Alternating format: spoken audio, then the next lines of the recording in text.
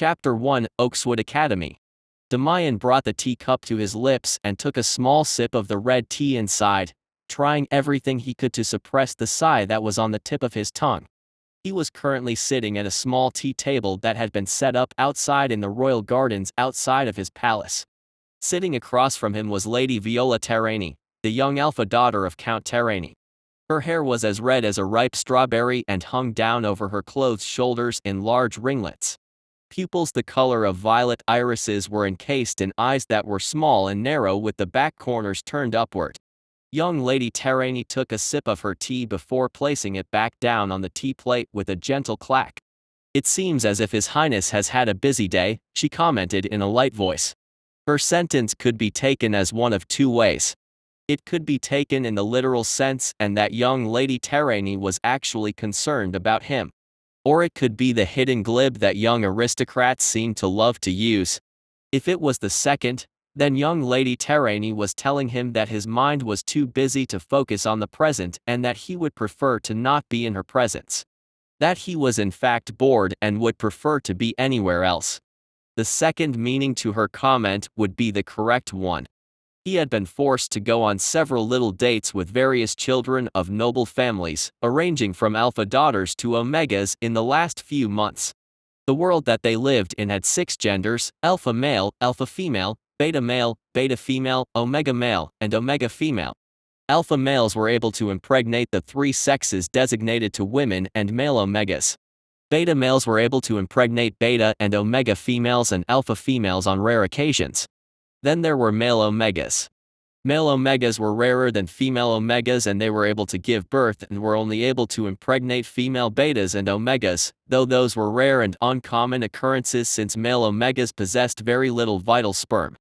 Alphas, rather it be male or female, were usually taller, better looking and more outgoing than betas and omegas.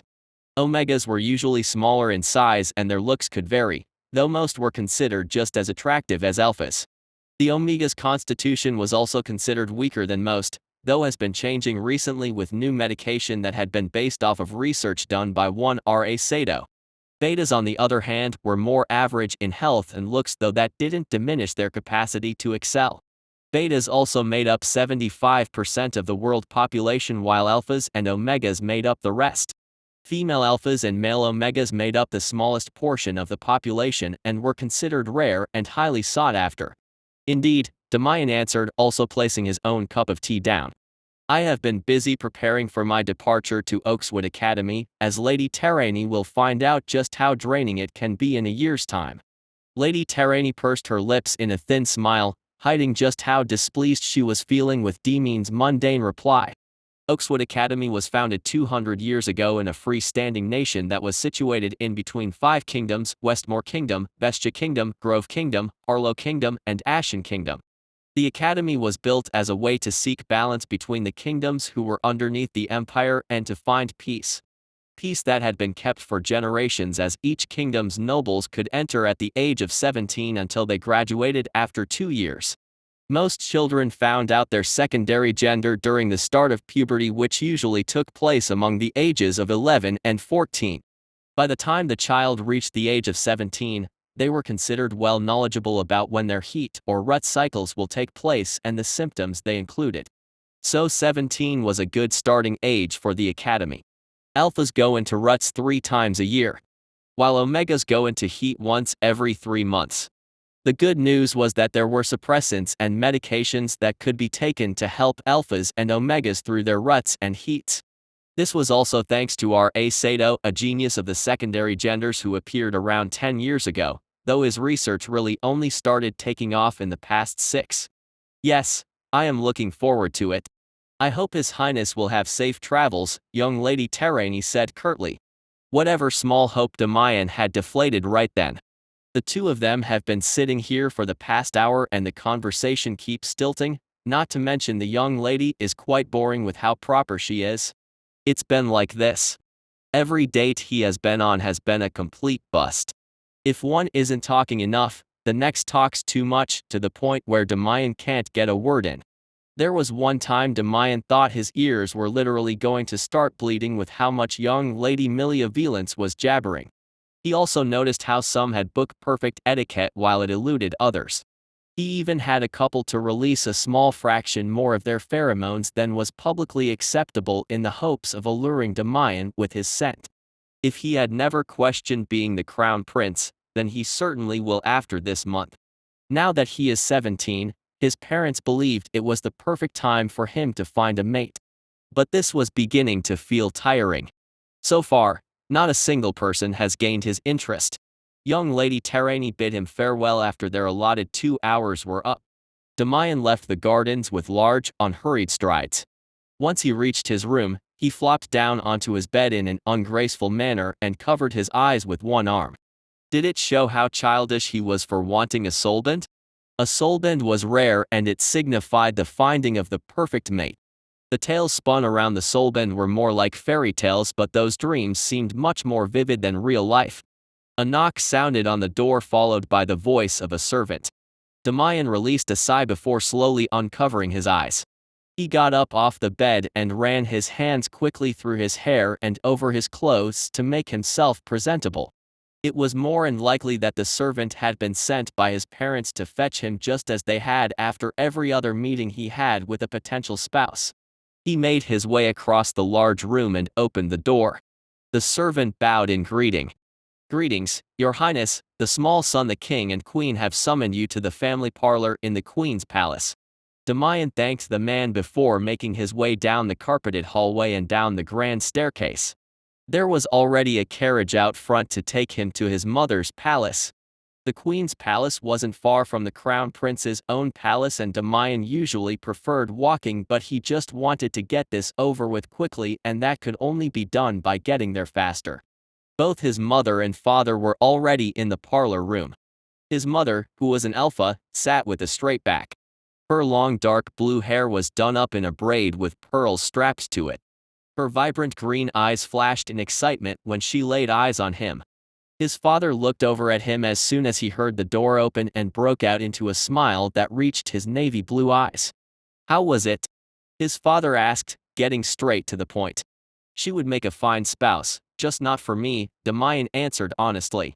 His father released a sigh while his mother's happy expression turned into one of concern. "Are you sure?" his mother asked.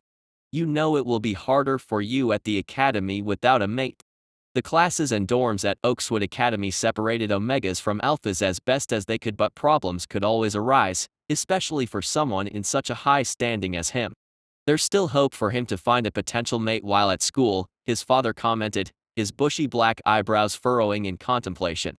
Finding a potential mate would be all that Demian could do. The academy strictly forbade anyone from marking a mate while in attendance. Though, that didn't mean he couldn't mark one during, if he ever did find someone. Demian flashed his parents the most charming smile he could muster to reassure them. The academy has stricter procedures in place and high-quality suppressants and diffusers thanks to R.A. Sato. And as father says, there's always the possibility of me finding the perfect mate at the academy. He spoke with a level voice and while wearing a confident smile. Somewhere else, a handsome man with soft features and silky brown hair sat in a simply marked carriage with an excited expression. "I can't believe we're finally here." Remington buzzed with excitement, wearing a grin that sent shivers down Dane's back. It was the kind of grin that meant that trouble was coming. "I still don't understand why you are so excited about going to school," Dane scoffed. That grin plastered on Remington's face seemed to grow. "It's where it all begins," he answered in a boisterous voice. Remington just couldn't contain his excitement. After 17 long years he was finally where everything took place. Oakswood Academy. It was the main setting in the game Sweet Pheromone, Ophelia's Coming. It was your typical otome game that Remington loved playing in his last life, not that anyone would ever know. In his past life, he was a pharmaceutical scientist who was known to be very strict and work-oriented, a herbology nerd. He kept the other nerd aspects of his life a secret from his fellow co-workers. Sweet Pheromone, Ophelia's Coming took place at Oakswood Academy, where Ophelia, an Omega daughter of a lowly viscount, stumbles upon 4 extremely handsome men who do everything in their power to try and win her heart. And he was finally here. To see it all unfold before his very own eyes. though there were some parts he wasn't looking forward to. A small laugh that sounded more like a giggle bubbled up out of him. He'll finally get to meet the characters up close and personal. He had always wanted to meet the love interests when he found out he had been reincarnated into a world that was similar to the game he used to play. He especially wanted to meet Grove Kingdom's crown prince, Demian Maxwell. Demian had always been Haruki's favorite and the whole reason why he started playing the game. Demian Maxwell's character design had been a proud, stern yet mischievous young man with dark blue hair and alluring blue eyes. He was both studious yet laid back, honest yet a prankster, but most importantly, he was reliable and a romantic. The game version of Demian had been Haruki's ideal type, and now, he couldn't wait to meet the living personification of the handsome prince. Was Remington worried that the prince would be a letdown compared to the game's version? No. Did he realize that there would be differences between the two? Yes. Remington was looking forward to getting to know this version of Demian Maxwell, and if he came to like him, well, then Ophelia will just have to have one less love interest pestering her for her attention. A long, drawn-out sigh pulled Remington from his thoughts before he could delve deeper. "You must remember who you are," Dane chided him. Remington flashed him a grin that was similar to a Cheshire cat. "I know that I'm not behaving in a way befitting my standing, but remember, I'm playing a poor beta of a poor baron's family." His grin grew wider with each word spoken. "I can finally act the way I want without drawing too much attention. My stunning personality will also help buy into my character, and no one will know that I'm some stuffy prince." 17 years ago, Haruki Sato found himself waking up as an infant after a terrible incident led to his death. That little infant wound up being the Ashen Kingdom's second son, the Omega Prince, Remington Arlo. He really hit the jackpot in this life. Dane's facial features morphed into horrid confusion. "That is true," he finally mumbled. Dane was really Dante Williams, though he hates the name Dante. Dane was one of the youngest knights to have reached the third rank and was Remington's personal knight and best friend. The carriage pulled to a stop in front of the gate leading into the academy. A guard came to check their carriage and review their student passes. After they received the all clear, the guard stepped aside to allow the carriage to pass through. "Please try not to cause too much trouble while we're here," Dane clucked at him like a tired mother hen.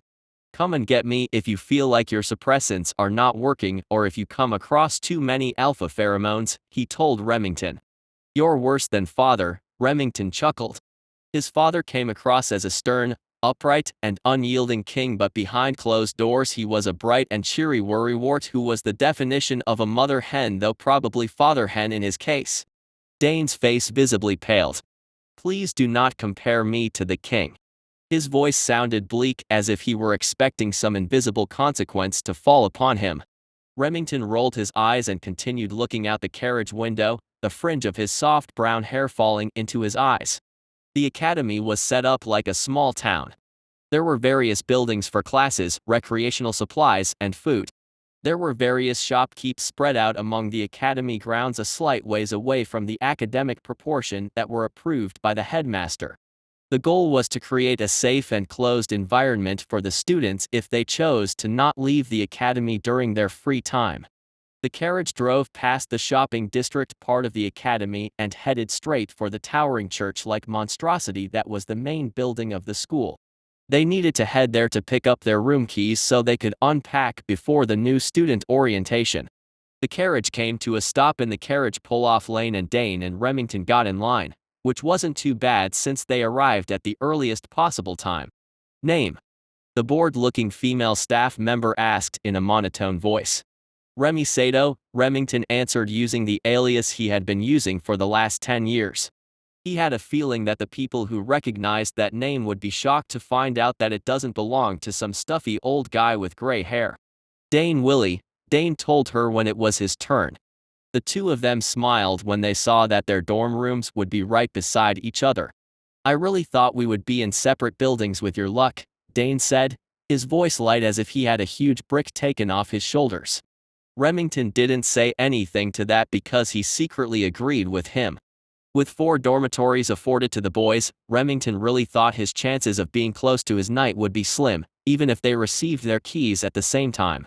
Demian got out of the carriage after a servant opened the door for him. He was arriving later to the academy than he originally intended. They had been delayed by an hour thanks to one of the carriage wheels breaking. It had rained the night before and the mud made it difficult to see any upturned stones in the road. He set off in a brisk walk and headed towards the entrance of the grand building that housed most of the staff, the cafeteria, the library, and the main core classes. Large, light brown stone steps led up to a large open room with large arched windows. There were 2 hours left before the opening ceremony. The opening ceremony was held only for first years. Each year, the top scorer would give a speech. Demian wasn't sure who it was, only that they were from the Ashen Kingdom. He had been informed by the dean that he fell in second place by 2 points. Demian wasn't sure who it was, but he couldn't wait to meet the person behind the brain that had outsmarted him on a practical exam. He walked over to the desk that had been set up in the large room. There was a woman wearing a messy bun of mouse brown hair. The bored expression that she wore looked more pronounced, with large droopy eyes that were also a similar shade of mouse brown. Demian could almost see large round ears drooping in boredom on top of her head. He released a small chuckle with that thought. After receiving his key and his assigned building and room number, he made his way outside. He had just taken a step off the last step when he heard a girl's voice screeching. Oh no! That frantic voice and the scratching of heels against concrete was the only warning he had before a small and slender body barreled into him. The body slammed into his chest with a muffled oof. Before teetering back, his arm reached out and wrapped around the slender waist out of reflex to keep the girl from falling backwards. "Are you all right, miss?" Demian asked politely, even though he was startled. The girl shook her head in a daze before looking up. Her large aquamarine eyes were a striking resemblance to the ocean he had seen once before. "Sorry," the girl mumbled. Her blonde hair came loose from behind her ear and a few strands plastered themselves onto her cheek. "Oh no, I'm gonna be late." Most students were required to check in 2 hours before the ceremony to give them time to find their rooms. The girl mumbled another apology before taking off like a shaky fawn up the large steps. Demian followed the girl's movement, worried that she might fall again in her frantic scramble. A snort ripped out into the quiet air once the girl was inside. Demian turned toward the noise and felt his pulse quicken immediately. Peeking out from behind some bushes was a slender young man with dark brown hair that shimmered like freshly melted chocolate. His small eyes were larger and upturned in the back rims of his eyes, and the pupils encased in them were a warm pink tipping into red, just like a sunset on a summer's night. The boy looked at him and his thin red lips twisted into a smile similar to a cat looking at its prey. Before Demian could say anything, the boy turned around and disappeared from his sight. He just disappeared. Demian couldn't believe there was someone who had the audacity to hide in a bush just to spy on someone they didn't know. But what made the spy snort so loudly? He racked his brain but couldn't find anything that would have caused such a reaction. He'll admit that the scene with the girl earlier was probably strange and most likely comical in a sense, but not to derive such a loud snort out of someone. Demian mentally shook his head of such useless thoughts and made his way back to the parked carriage. The drive to his designated dorm was short and uneventful. After the driver and his attendant helped him unload his luggage and unpack, the two of them left, leaving Demian all alone in the large room. He glanced at the time and decided it would be best to start heading towards the indoor auditorium if he wanted to find a good seat during the ceremony. He found the auditorium after receiving instructions from one of the dorms and housemates. Half of the seats were taken and most of the ones that were left open were up front near the podium. He slid into an empty bench in the front row. Not long after, 2 other students slid into the same bench. One sat down at the opposite end while the other sat near Demian. The rest of the seats soon filled up as the rest of the students started spilling in. Once everyone was seated, the headmaster took the stage where the podium was set up. The headmaster was the younger brother of Duke Arian of the Harlow Kingdom. He was a spry man in his 30s with long red hair tied up into a high tail. His narrowed falcon eyes held a kind light in their golden depths. "Welcome to Oakswood Academy, first years. The headmaster's voice was amplified using wind magic. This will mark the beginning of your 2 years here at the academy. He then began to drone on about what the academy represented and what students will hope to find here. Demian felt a muscle twitch in his leg. He wanted to readjust his pose but also wanted to see if he has what it takes to make it through the ceremony without moving. His father wasn't kidding about how this was the most tedious part of the whole school year. Without further ado, the headmaster announced, "I welcome to the stage Mr. Sato, the top scorer on the entrance exam this year." The headmaster moved out of the way to make room for a smirking teenager with fluffy brown hair falling across his forehead. "Hello, my name is Remi Sato." Demian felt himself twitch with a jerk at the familiar name. There was no way that kid was who Demian was thinking of. Remi Sato was a young boy of 17, there was no way that he was R.A. Sato, a famous researcher and ethnobotanist or something like that. Demian may have read his studies and found them revolutionary, but he didn't know much about the man behind the work or what he actually did, nor the degrees that R.A. Sato held, or what was even included in his area of study. The smirk on Remi's face grew. "From some of my fellow classmates' expressions, I can tell you read my past publications. Not the gray-haired old man you thought, huh?" He chuckled while winking one eye. "Enough of that. I would like to keep this short, and I know all of you agree. I would first like to thank our headmaster for that riveting speech." He turned toward the headmaster and gave a small bow before turning back to face the rest of the students. Demian couldn't believe how posed and relaxed this Remi Sato was. He was making this look easy while making it funny for those listening but without being too undignified. "The only thing I really want to say is this. We may be of different ranks and different genders, hailing from different kingdoms, but we are all in this together. To some, Oakswood Academy is a chance to shine brightly while preparing for the future, while others may think this is the beginning of the end and are panicking on the inside. No matter who you are or what this new journey entails for you, you are not alone. We are all in this together. Together, we will face this year through the boring times, the sad times, and the tough times. No matter what adventures blow our way, just remember that you are not alone, we are all in this together. We will make this journey a memorable and happy one." And I will leave my speech at that, as to not put anyone to sleep. A few chuckles escaped from the audience before the applause erupted. It wasn't a riveting and all-inspiring speech, but it was definitely something. As soon as Remi's foot hit the floor, he was surrounded by students. Demian was surprised with how fast it had happened and was even more surprised when one of their fellow students materialized out of the thin air and acted as a bodyguard, keeping the throng of students away from Remi. Demian wasn't surprised that Remi was instantly popular. R.A. Sato had revolutionized pheromone medication with his research on plants and made tremendous discoveries and findings about each gender that far exceeded the world's previous knowledge. He wanted to speak with Remi and try to get a glimpse of his knowledge, but Demian decided against it. It looked as if Remi would be busy for a while, and Demian was courteous enough to not add to his troubles. Besides, Demian could always talk to Remi at a later time, preferably when he wasn't surrounded by a mass of wriggling bodies vying for his attention. Demian wondered if this is how others felt, or if this was what others saw when Demian was out in the capital back in his own kingdom. When Demian turned around, he noticed the girl that had bumped into him earlier that morning. She was standing near the back row, closest to the door. Her small, heart-shaped face was turned in the direction of where Remi was standing, still surrounded by a throng of 20 or so students. The expression she wore was strange, and Demian couldn't place the emotions he saw there. Her aquamarine gaze flicked in his direction as if she could feel him staring at her. That emotional expression that she wore quickly morphed into an emotionless mask. Demian removed his gaze and decided to retire back to his room, or maybe walk around campus to familiarize himself with his new surroundings. It was the second day of classes and Demian was looking forward to it. He had sword practice after his morning economics class. The class was rather boring and acted as a touch-up of what he already knew. What was interesting was finding out that Remi Sato and the guy who acted as his bodyguard were betas.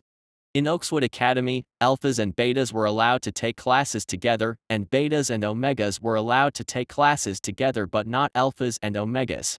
That only happened for special classes or events like the hunting trip they'll be taking in 3 months, though alphas and omegas were never in the same groups for these trips. The hunting trip was a 2-day event where students had to camp out in the Evershire woods. They would be teamed up in groups of 4 and the goal was to hunt as many magical beasts as they could. This was something that Demian and a lot of other students were looking forward to. When economics ended, Demian gathered his belongings and made his way to the training field. There was a shower room that also acted as a locker room. Demian walked in.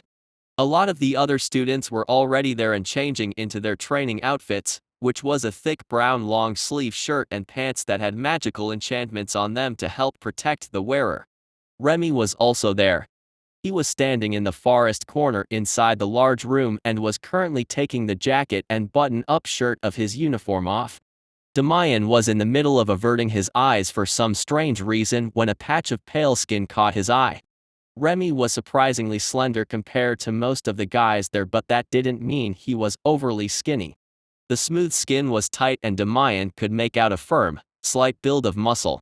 His line of sight was suddenly blocked when Remi slipped his training shirt on. Feeling embarrassed and as if he had been caught doing something he shouldn't have, Demian averted his gaze and focused on changing out of his uniform. Once the students were changed and out on the training field, the teacher, a former mercenary, led them to where a bunch of training dummies were located. I want to test each of your basic combat skills. This particular class session will be held without swords. Each dummy has been imbued with protection magic and is capable of basic movement. Each student, please stand in front of a dummy and when I whistle, you will begin attacking. No magic, the teacher added that last sentence like it was an afterthought. Demian walked up and took his place in front of a training dummy. He noticed Remi sliding into place in front of the dummy beside Demian's with a bounce in his step. And that other kid that was always with Remi slid on Remi's other side with a hard look on his face. Demian was starting to wonder if the two of them were more than friends. It's not like being with the same gender was uncommon, though with them both being betas it was a little unusual but nothing to bat an eye over. He chanced to look at the two of them again and shook that silly thought out of his head. The beta with dark eyes, he really couldn't remember his name, treated Remi more like a younger brother that needed protecting or a young master he was serving. Remi was from a noble family, wasn't he? Demian was pretty sure a female alpha had asked him that during their economic class. The whistle sounded and Demian immediately cleared his head of all thoughts. He got into stance at the same time the wooden dummy in front of him did. Demian threw a right punch. The dummy blocked his move while simultaneously throwing a punch. He used his left arm to block while sending out a kick to sweep the dummy off its legs. The dummy jumped, avoiding the move. One of its legs swung out while it was in mid-air and almost connected with Demian's chin. It would have been a hit if Demian hadn't dodged in time. He and the dummy traded blows, a mix of successful and unsuccessful blocks and dodges until the whistle let out a loud shrill. All the dummies stopped moving and came to a stop. Out of the corner of his eyes, Demian saw Remi flop down onto the ground, breathing heavily after that 40-minute workout. His brown hair was as black as night with how much it was coated in sweat and was plastered to his forehead. There was a purple bruise marring his skin just below his jaw. Demian looked towards Remi enviously, just seconds away from plopping down next to him. But before he could act on it, the dark-haired beta pulled Remi up by the arm while scolding him and dusting off his clothes. Demian was starting to think that the beta was just the mother hen sort of type. The teacher dismissed them from practice after a small lecture and mistakes he pointed out that each student made. Demian rushed to the showers, ready to get the sweat off of him. His alpha reflexes helped him get to the shower room first with 3 other students. Why the mad rush was because there were only 10 stalls and 23 students in their class. Yes. He heard Remi's voice just as entered the shower. Remi must have made it in time to grab the first round of showers. Demian quickly undressed. He turned the handle on the shower head to release the water. They were able to have running water and could even adjust the temperature thanks to runes. After the quickest scrub down he had ever had in his life, Demian towel-dried himself before getting dressed. He had been quick enough and smart enough to grab a towel and his school uniform before heading into the showers. It seemed that not everyone had the foresight to do so. A few of the students were walking out of the shower still soaked and stark naked. Remi had just exited out of the last shower stall. His sunset-colored eyes rounded and the tips of his ears flushed pink.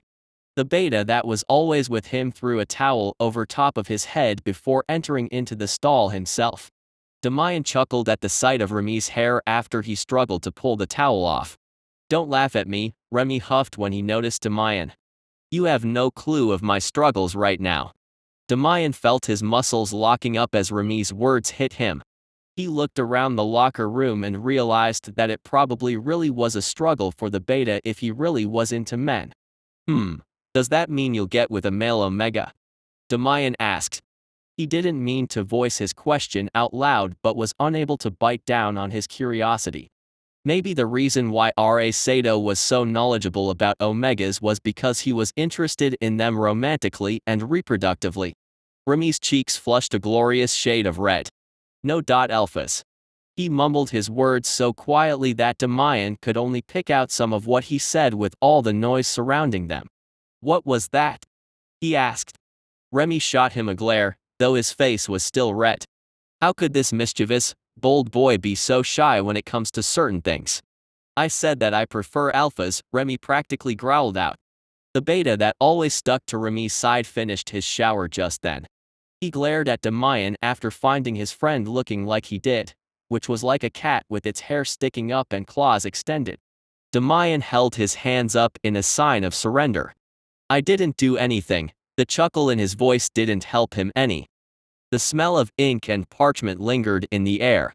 The quiet chatter of whispering students was noise that faded into the background. Demian was sitting on a window bench with his legs propped up in an unprincely manner. A stack of books was sitting beside him and one was sitting open on top of his lap, his legs bent at the knees in the small and slightly cramped seat.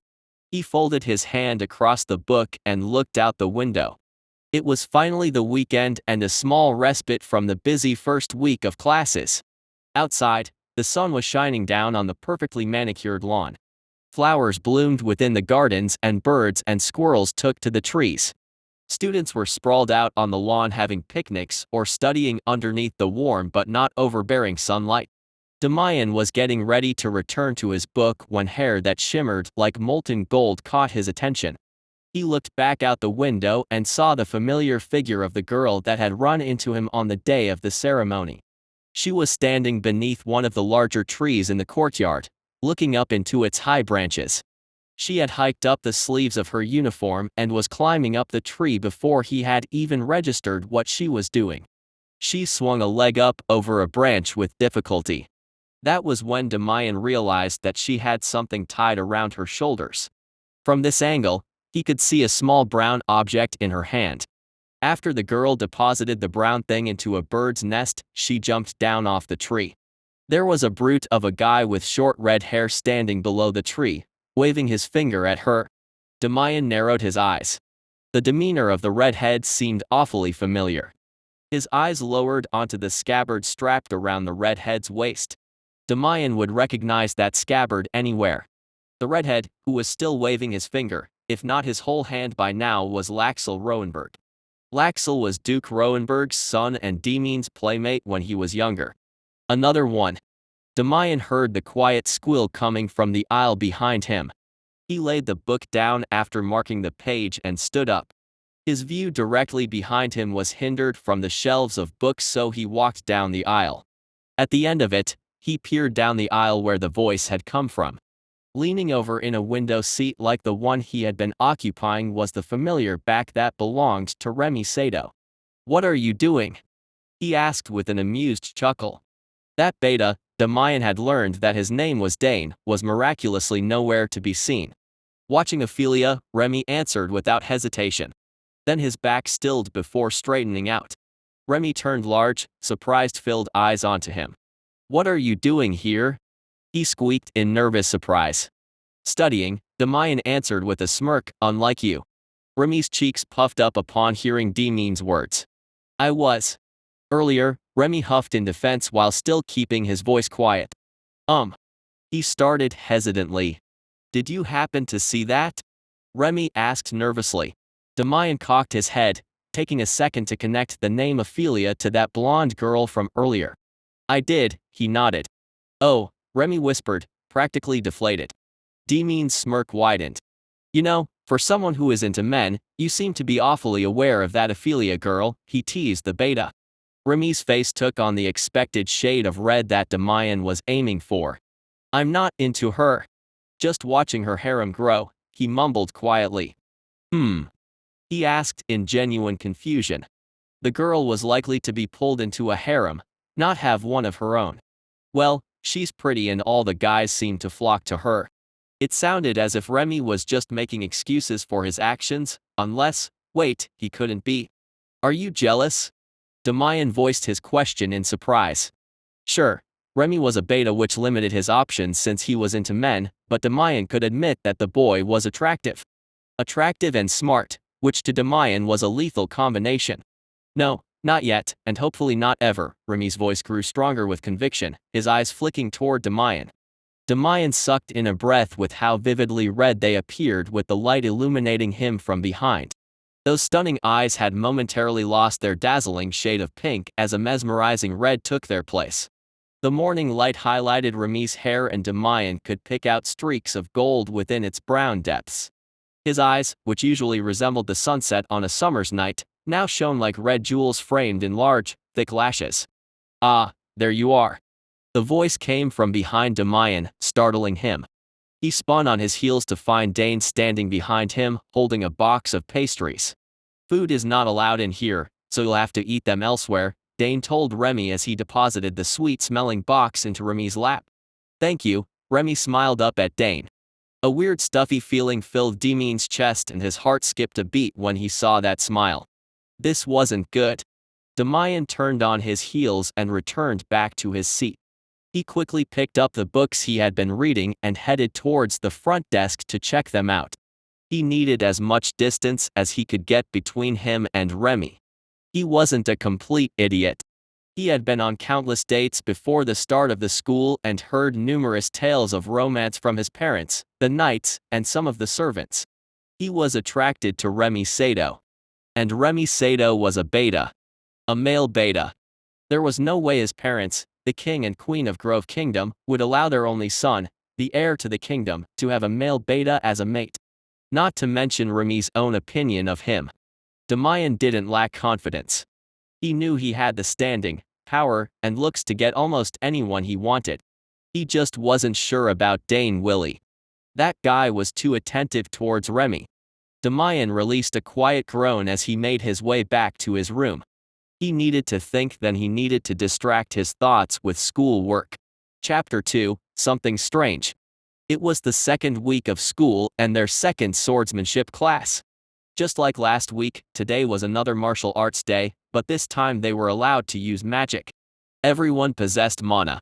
The mana flowing freely inside one's body allows for a particular element to take shape.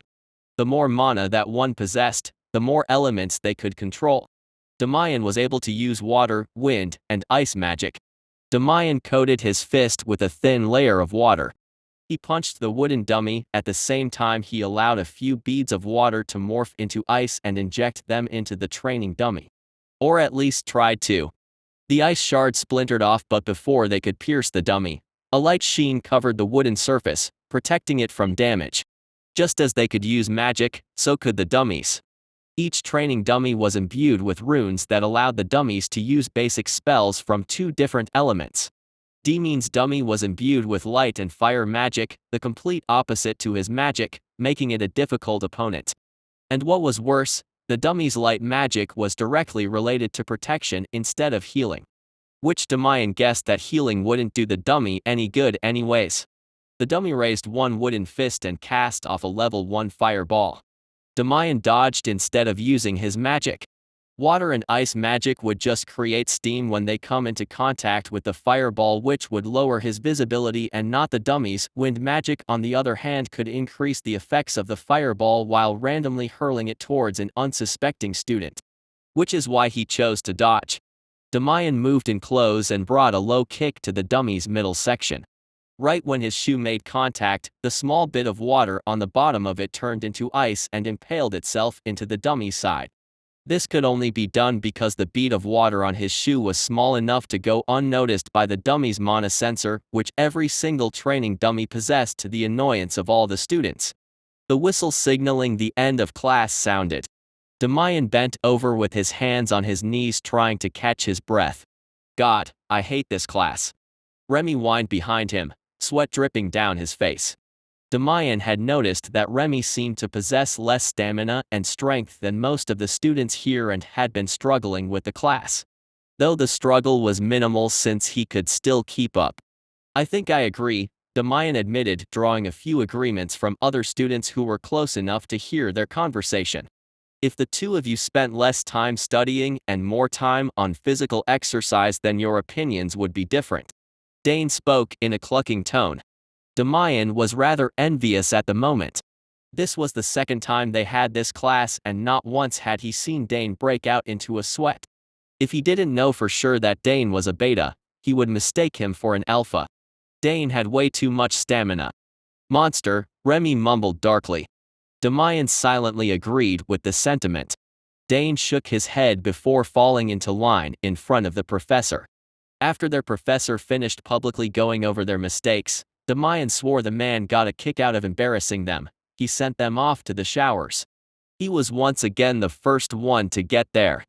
He made his way to his locker to grab everything before snagging a shower. The warm water rained down over him, washing away the sweat and grime while relaxing his sore muscles. It's been a while since he fought like that. The months before entering the academy had been spent attending council meetings with his father, going on dates, and working on an endless stack of paperwork. Demian turned the water off and quickly dried himself off. He exited the curtained-off room after he was fully dressed. An impatient Remi greeted him. Remi was standing on the other side, tapping his foot impatiently. Dane was standing beside him as still as a statue. It appeared that Remi hadn't been fast enough to snag a shower this time. Finally, his grumpy expression lightened and he flashed Demian a smile. Before Demian was fully through the curtained doorway, Remi shot past him. A faint whiff of roses tingled his senses. Demian shook his head and left the shower room. He knew that everyone possessed pheromones with unique scents. It was just that most betas' pheromones were so faint that one could barely smell them, so it surprised Demian that he had been close enough to smell Remi. Demian headed across the training grounds and towards the practical building where his next class was. He was almost to the stone steps that led up to the deck of the building when raised voices reached his ears. "How dare you!" A very familiar female voice screamed in rage. "How dare a hussy approach an engaged man!" Demian rounded the corner of the building and found three girls standing in front of a familiar blonde behind the pillars that held up the roof of the building where practical application classes were held. The girl in the middle, the one leading the argument, was none other than Shanna Bourgeois, Laxel's fiancée. Shanna was the beta daughter of Count Bourgeois. Shanna's long black hair shimmered with a green light as it cascaded over her shoulders. Her hooded eyes were narrowed and piercing as she glared at Ophelia. "I hate to interrupt, but may I ask what is going on here?" Demian asked, finally revealing himself.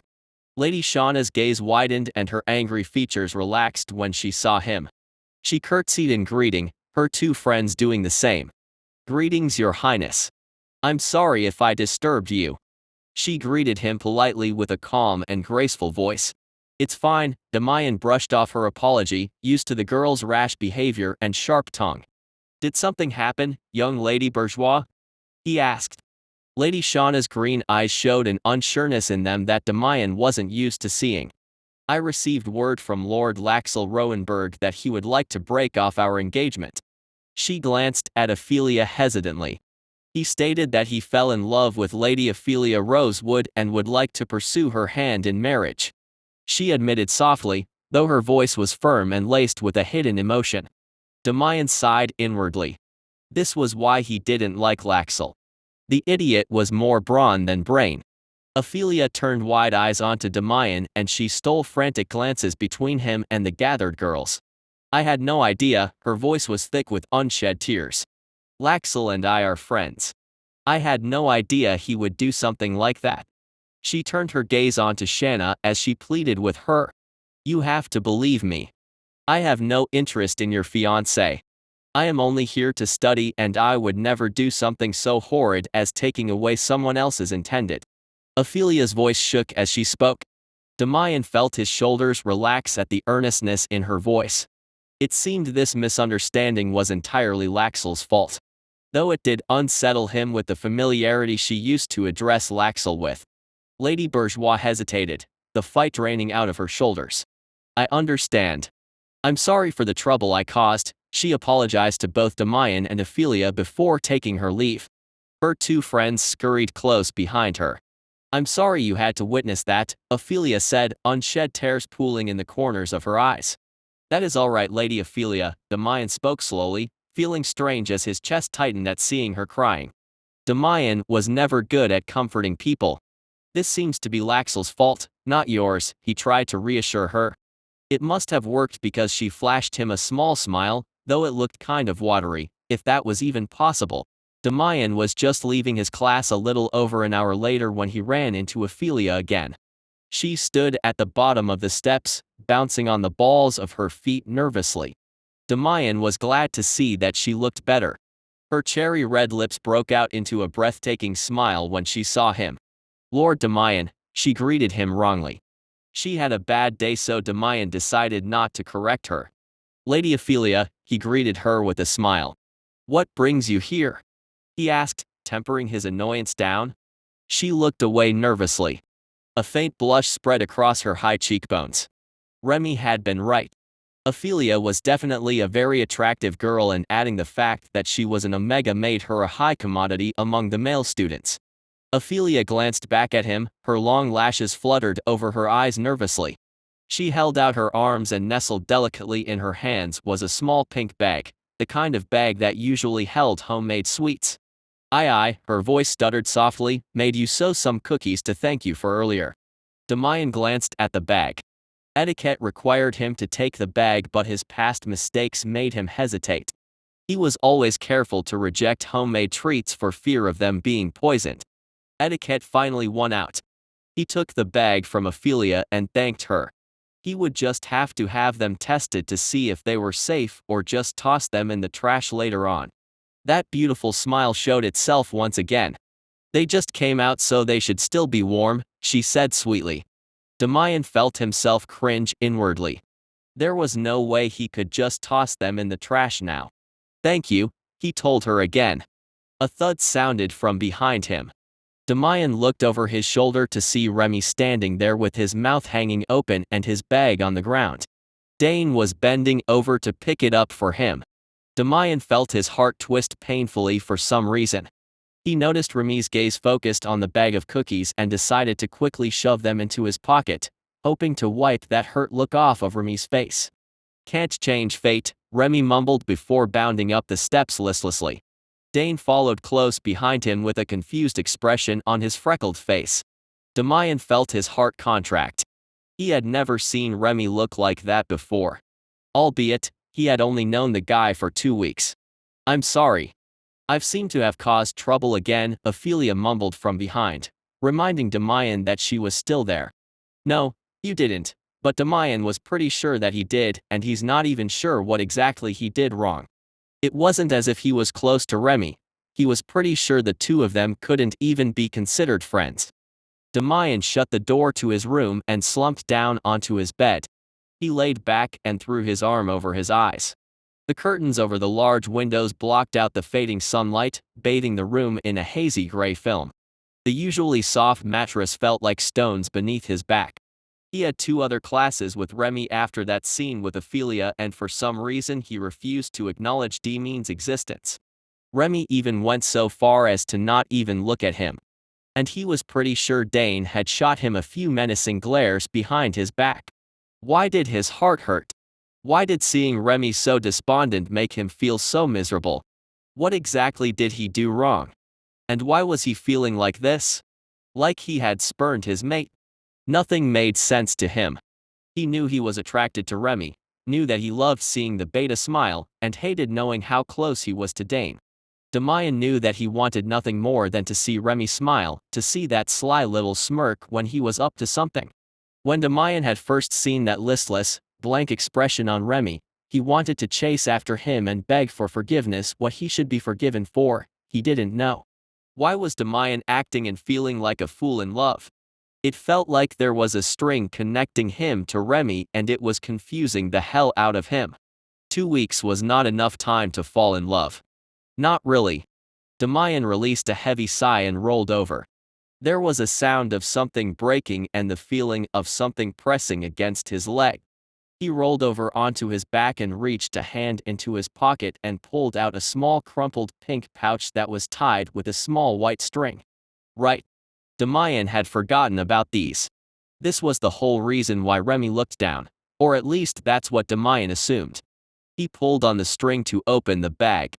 Inside were a bunch of plain butter cookies that were completely broken. They looked just like he felt. Demian reached in and grabbed a piece. It felt soft yet hard and crumbled slightly when his thumb rubbed it. He really should have these checked to make sure they weren't poisoned. But the longer he stared at the broken cookie, the sadder he felt. Against his better judgment, he plopped the piece into his mouth. He chewed slowly. It really was just as it appeared, a plain butter cookie. And since he didn't drop dead, that meant they weren't dosed with poison. The more he chewed on the sad-looking pieces of cookie, the hazier his mind became. Thoughts of Remi completely disappeared from his mind, slowly being replaced by a soft smile and cherry-red lips. He found himself falling asleep with his uniform still on. A small, troubled smile was plastered on his pale lips as strange dreams plagued him in his sleep. Passing, broken images of sunset pink eyes leaking crystalline like tears. Golden waves bouncing tenderly and aquamarine eyes holding fake tender feelings in their icy depths. Demian woke up feeling as if he hadn't even gone to sleep. His head was pounding and his vision was a little bleary. He felt like a dead log to the world and his body felt stiff like one. Slowly rising from bed with a stiff neck, he walked over to his closet where he grabbed a fresh uniform before making his way into the bathroom connected to his room. He was in a real need of a shower, and hopefully the hot water will wake him up. After the refreshing shower and a change of clothes, Demian decided to head to the main cafeteria to grab a quick bite to eat. He grabbed his bag and left the room, not paying any mind to the forgotten bag of cookies, still laying on his bed, only half eaten. The morning sky was a yellowish blue with tints of pink thrown in, fluffy white and blue clouds drifted lazily across the expansive sky. Birds chirped and fluttered their wings in the trees, answering the call of the crickets and other bugs. Demian pushed open the doors to the cafeteria. Chatter was idle and quiet as not too many students were up and about this early in the morning. He grabbed a tray and filled it with a light breakfast.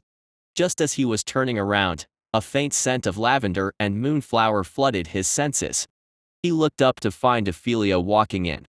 No one else seemed to smell her pheromones since no one else was reacting to her presence. When she saw him, those plush red lips lifted up into a beautiful smile that could have literal songs written about it.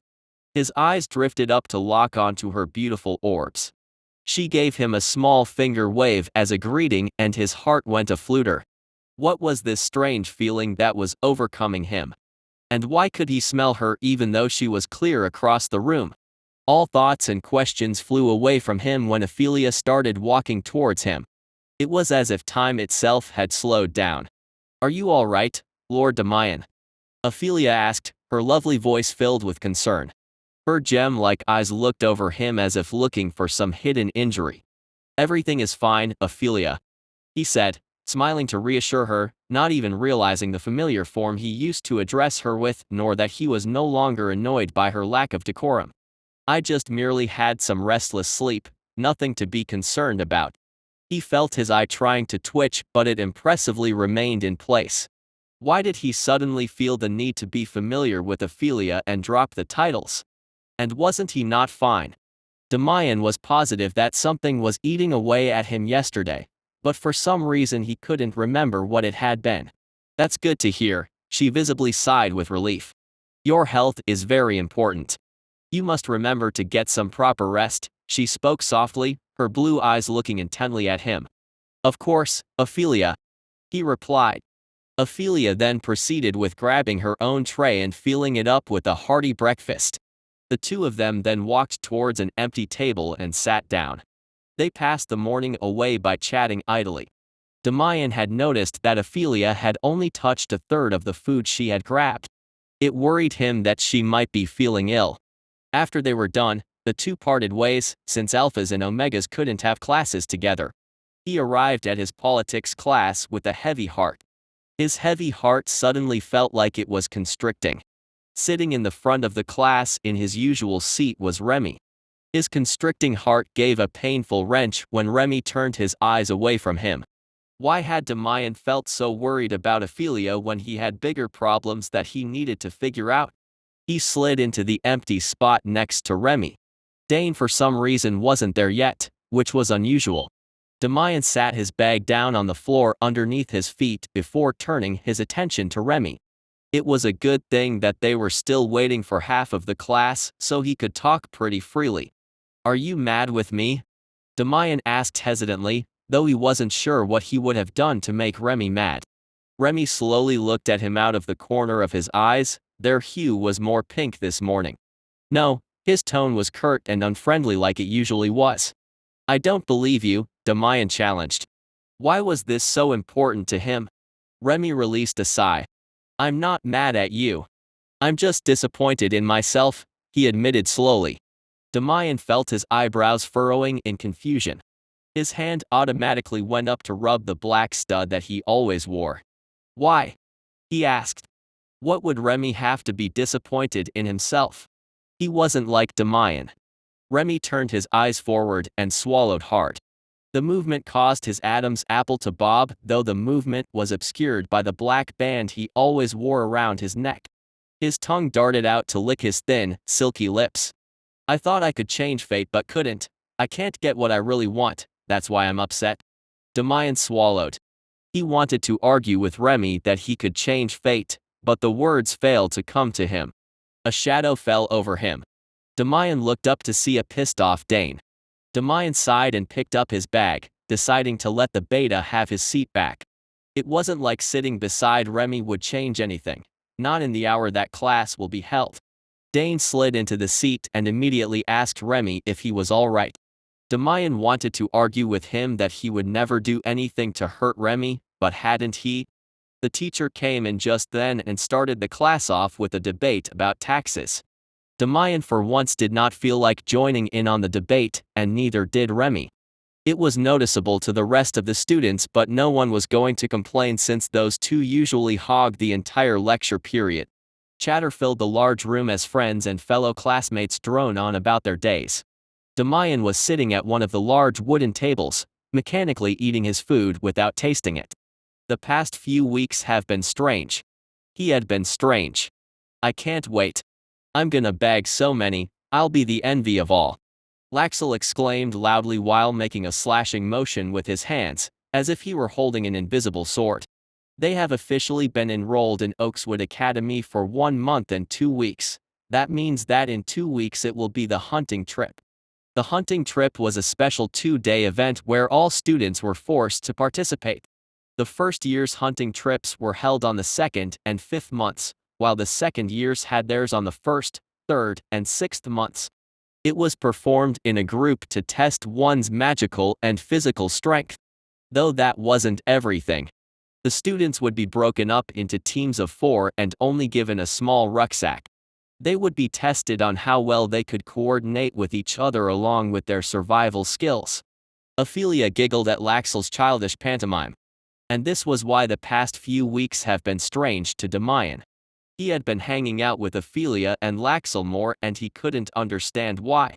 It was as if his body was acting all on its own even while fighting against his mind and better judgment. Though, the world was also hazy and it was becoming hard for him to think. His brain has been muddled here lately. Oh. Ophelia exclaimed, a hand over her mouth. I forgot I made these. She fished out 2 small pouches from her bag. Laxel perked up like an excited child. Cookies. I love your baking, Ophelia. He held his hands out and eagerly waited for Ophelia to drop one of the pouches into them. Ophelia giggled while she gave Laxel a pouch filled with butter cookies. She then turned to Demian and gave him one.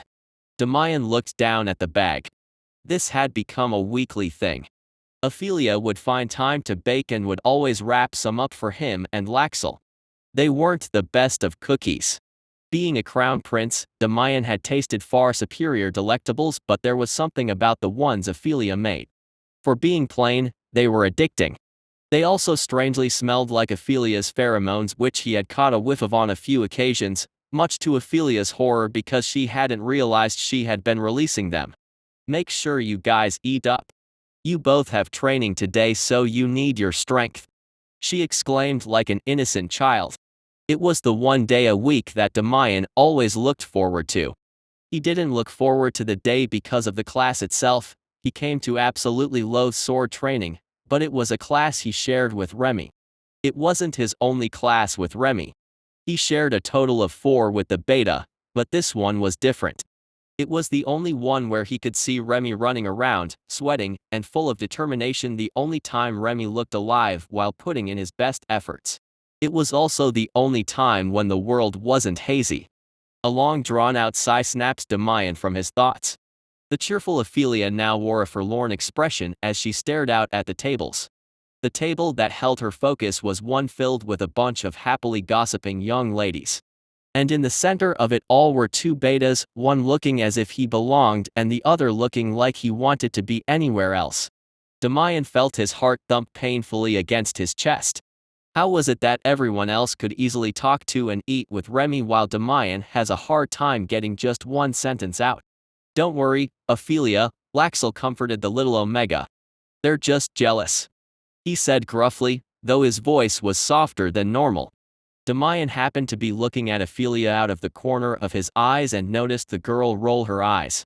Really? Her voice was light and airy. I just hope we could be friends. Her sentence and tone of voice did not match the look she had worn earlier, the one she thought no one had seen. This was another thing that seemed stranger and bugged the hell out of him. Ophelia's words and facial expressions contradicted each other sometimes.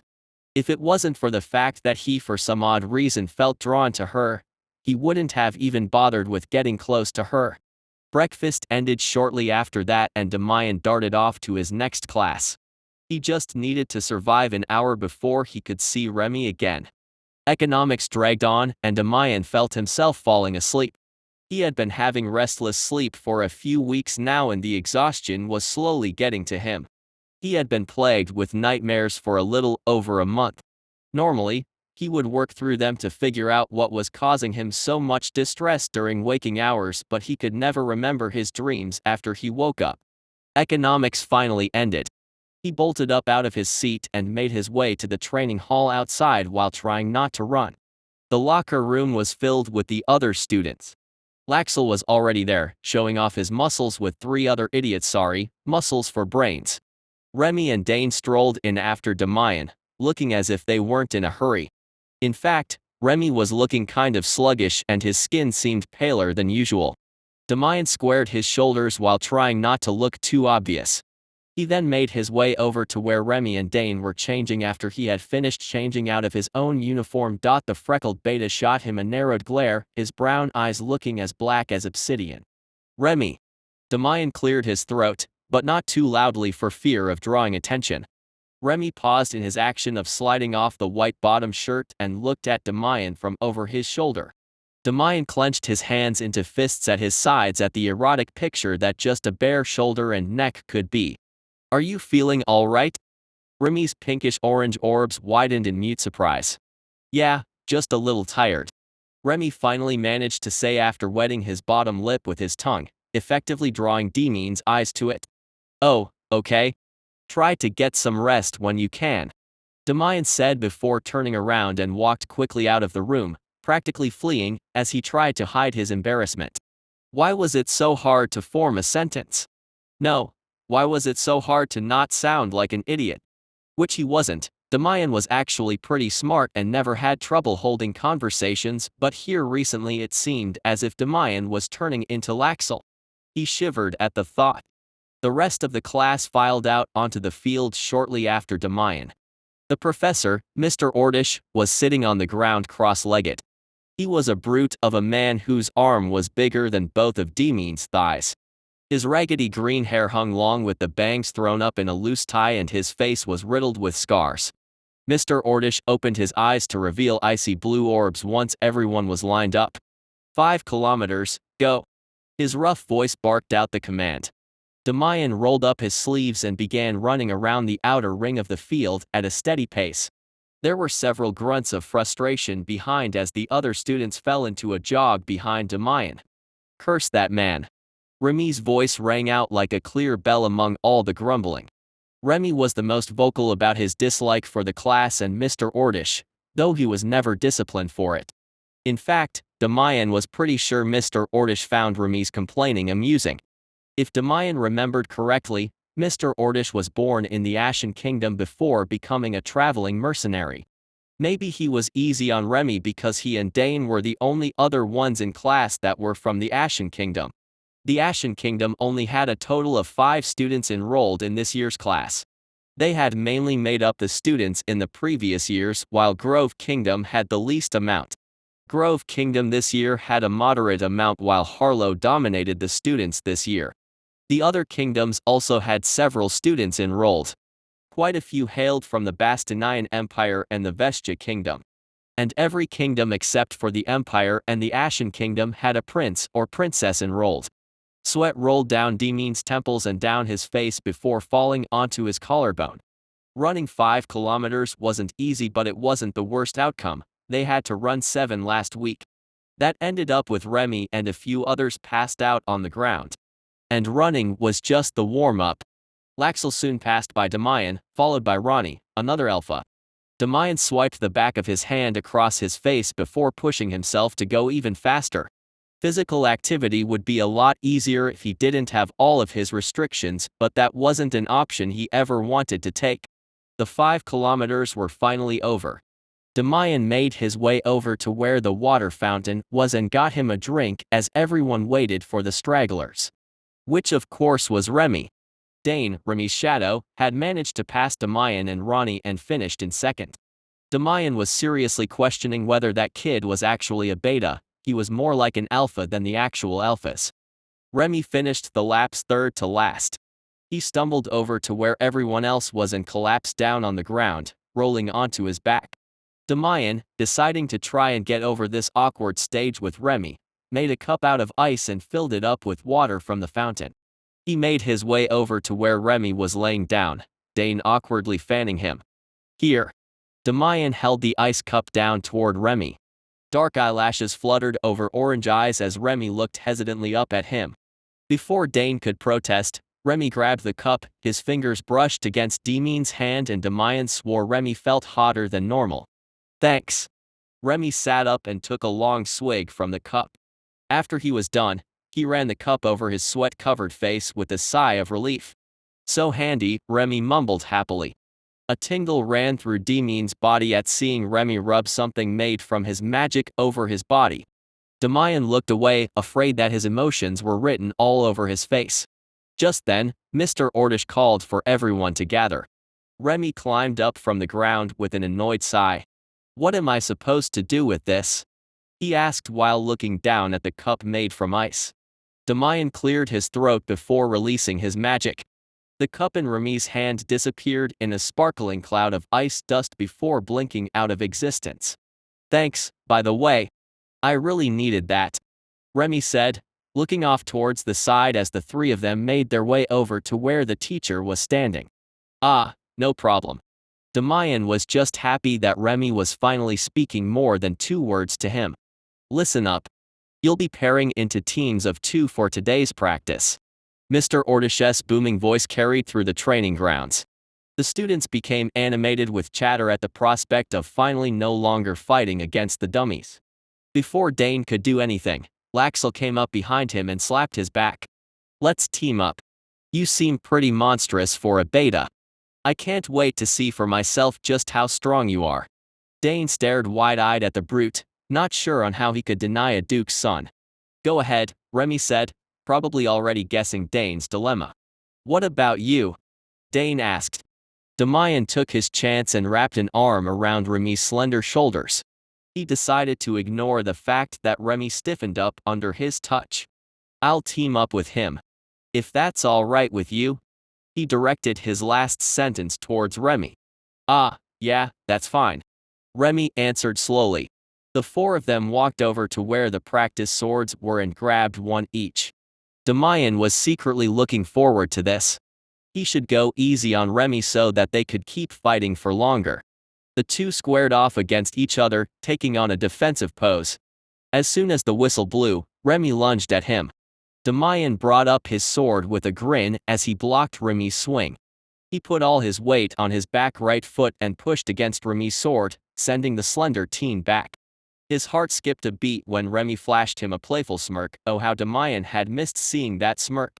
They parried blows for a while before a mischievous glint made Remi's eyes flash pink. Remi spun, swinging his foot low to sweep Demian off his feet. Demian saw it coming and jumped. Is that all you've got? He teased Remi in a playful voice. Remi snorted before lunging forward again. Demian blocked the attack while also using the same trick. He swept his leg underneath one of Remi's feet and miscalculated. Demian lost his balance at the same time that Remi started falling backwards. The two of them landed in a heap on the dirt ground in a tangle of limbs. Remi wiggled underneath Demian, trying to break free. Get off me. Remi whispered harshly, though his voice sounded weak. Sorry. Demian started to move to stand up when a deliciously sweet smell filled his senses. He found himself leaning closer to Remi's covered neck without even realizing it. The smell of roses and freshly cut grass greeted him. His nose slid along the smooth, unblemished skin. There was also the faint scent of sunlight in Remi's pheromones. If this were the beta's pheromones, then they were more addicting than any omegas. Demian felt Remi shivering below him. He knew it was extremely rude of him to smell another like this, but he just couldn't make himself stop. A rough hand wrapped around his shoulder and pulled him up, startling Demian out of his delirium. Mr. Willie, take Mr. Sato back to his room. Mr. Ordish's voice felt like it was going to break Demian's eardrum, and then his words registered into Demian's clouded brain. Remi was still laying on the ground. His skin was flushed red and sweat was soaking through his outfit. His eyes were closed and his breathing was heavy. Why was he still laying on the ground? Had Demian hurt him when they fell? It was possible. Demian was after all fairly larger than Remi. Dane put down his practice sword and rushed over to Remi's side. He wrapped one arm around Remi's shoulders and another under his legs. Remi let out a small whimper at being moved. Demian's heart plummeted. Shouldn't he go to the infirmary? He wasn't feeling well earlier either. Demian's worry seeped into his voice.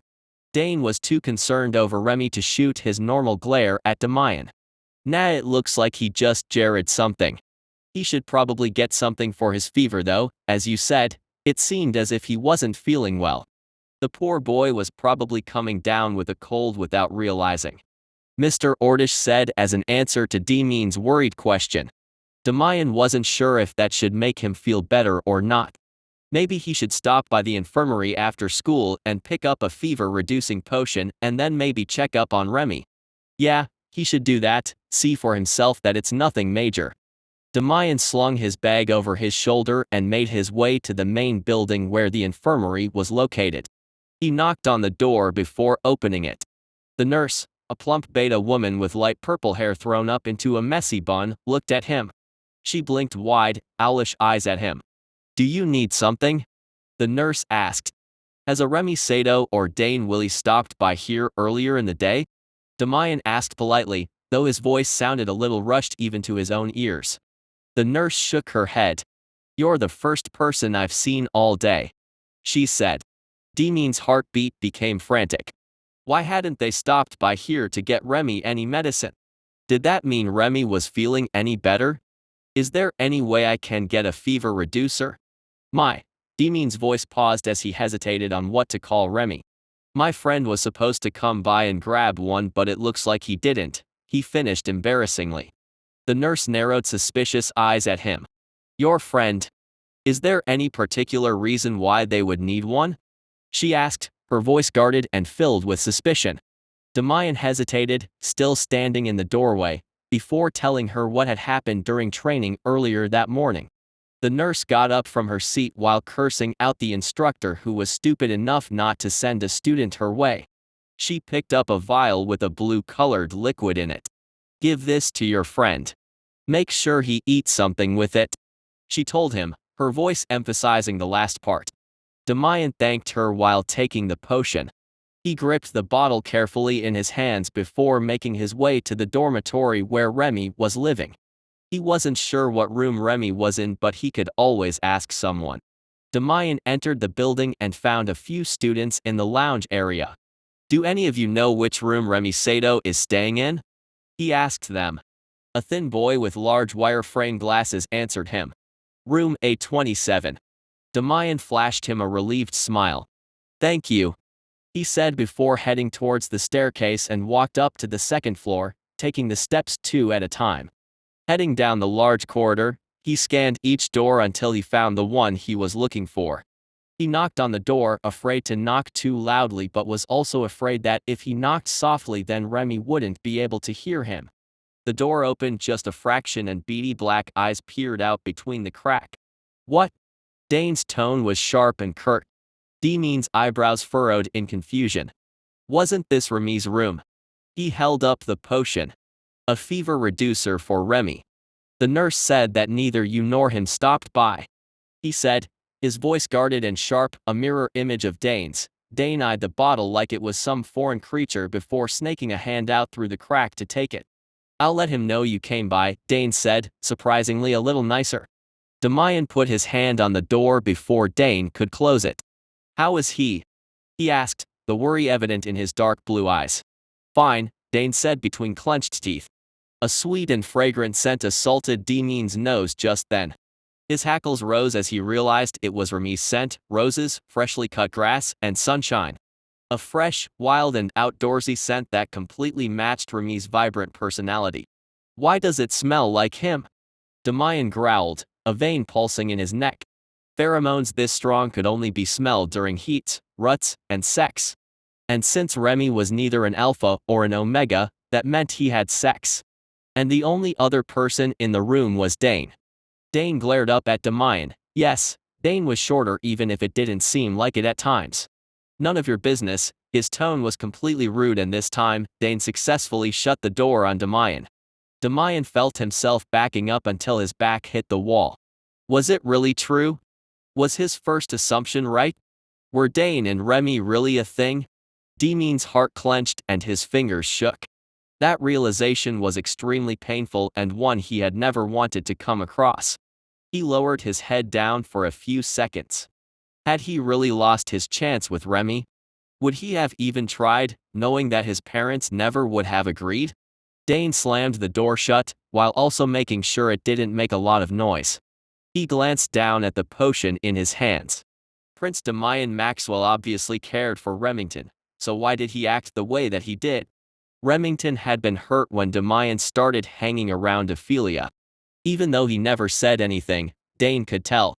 He had been friends with Remington since they were children and now served as his knight. Dane would be a fool if he couldn't read his liege by now. Dane glanced towards the bed where Remington laid.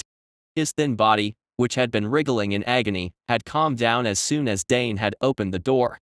He couldn't smell them very well since he was a beta, but he was positive the prince had let his pheromones out unconsciously. Was that why Remington seemed so calm? Had the years of having a crush on Prince Demian affected Remington even when he was in the throes of heat? Dane shook his head. This was something that he would never have an answer to or fully understand. He placed the bottle on the bedside table. Even though the potion is unwarranted, he knew his liege would still appreciate the gesture. The only question is, how much will Remington be hurt by this simple little gesture? Dane sat down on the edge of the bed and carted his fingers through Remington's hair. If he had been any other beta, he would not be able to get this close. Betas may not be able to smell pheromones properly, but that did not include an alpha's rut or an omega's heat. A beta could smell pheromones during those times. He was only able to be so calm because he had taken a knight's vow on the day he had become Remi's knight. The vow used a special kind of herb along with a magic enchantment. It was completely experimental and had been invented by Remington, but it had proved successful the first time Dane had witnessed Remington's heat. He was also the only knight in existence for now who knew of this special kind of vow because Remington did not want to reveal it to the world yet. Though if Dane was being honest, he probably wouldn't have needed to have done that second vow. Remington was so much like a sibling to him that he was pretty sure Remington's pheromones wouldn't have affected Dane anyway. When Remi came to, the first thing that he noticed was that his head hurt and his mouth was dry. It was also night time. "How long was I out?" His voice came out hoarse, cracking in some spots. "Just a few hours," Dane answered. He leaned over and helped Remi to sit up before handing him a glass of warm water.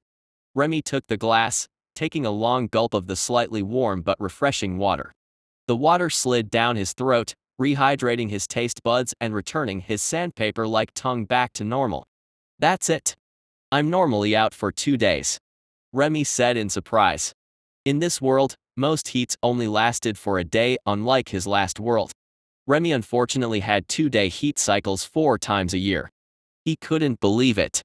His hand came up to his neck and he wrapped his fingers around the suppressant collar he had invented. Well, in this world, suppressants and diffusers weren't as common or wildly researched as they were in his old world. Dane hummed as an answer. Remi went to put the empty glass on the bedside table when he noticed a vial filled with a fever-reducing potion. "Why did you get one of those?" he asked, knowing that Dane knew full well that those potions won't work on an omega during their heat cycle.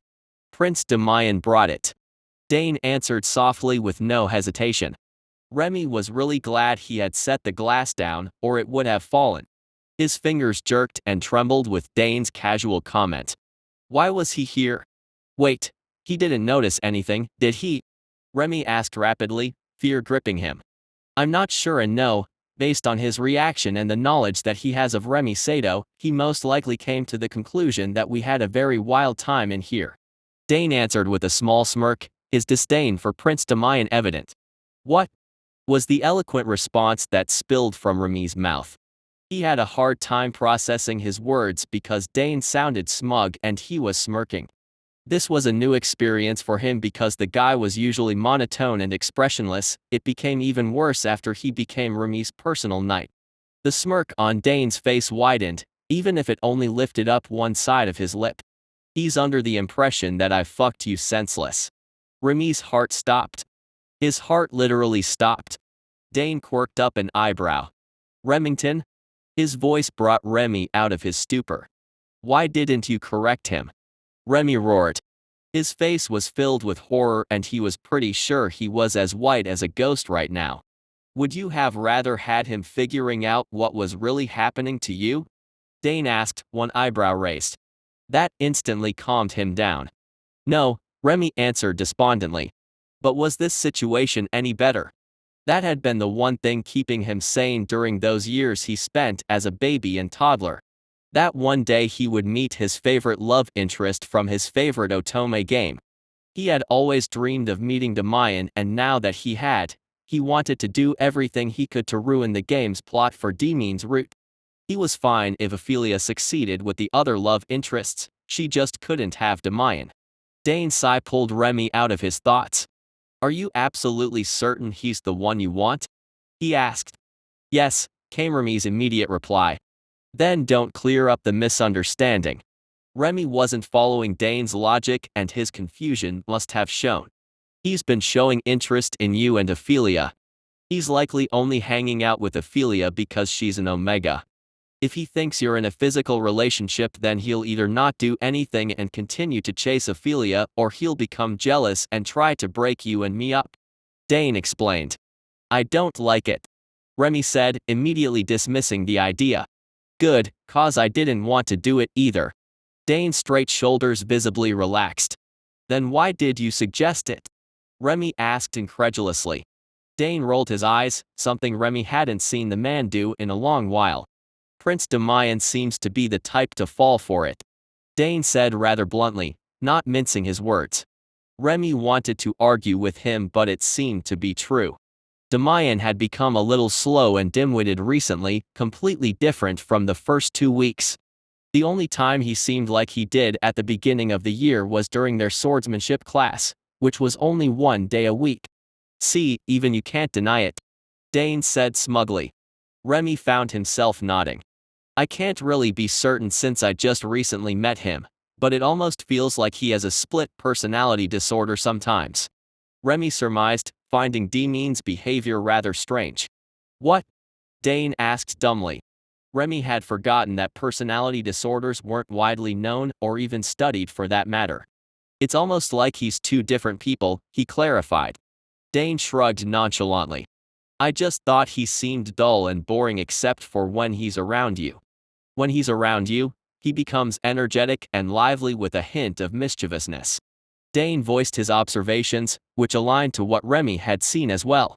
But then a strange feeling swarmed into Remi. He gave Dane a long hard stare, somehow feeling like he should be jealous. You're paying an awful lot of attention to him. His voice was guarded and lower in octave than normal. Duh, aren't you planning on making him your spouse? I know you're not going to give up on him without a fight, so shouldn't I pay attention to him, to help you out and because he'll wind up being my future liege whether he wants to or not? Dane spoke with a casual shrug of his shoulders. You're right. To hell with the game's plot, not like he was planning on letting it have its way anyway. He just needed to find a way to make himself more appealing than Ophelia. But I'm still not using your idea. I know you only want to do it to keep the admirers at bay, Remi said teasingly. Dane nodded, playing along.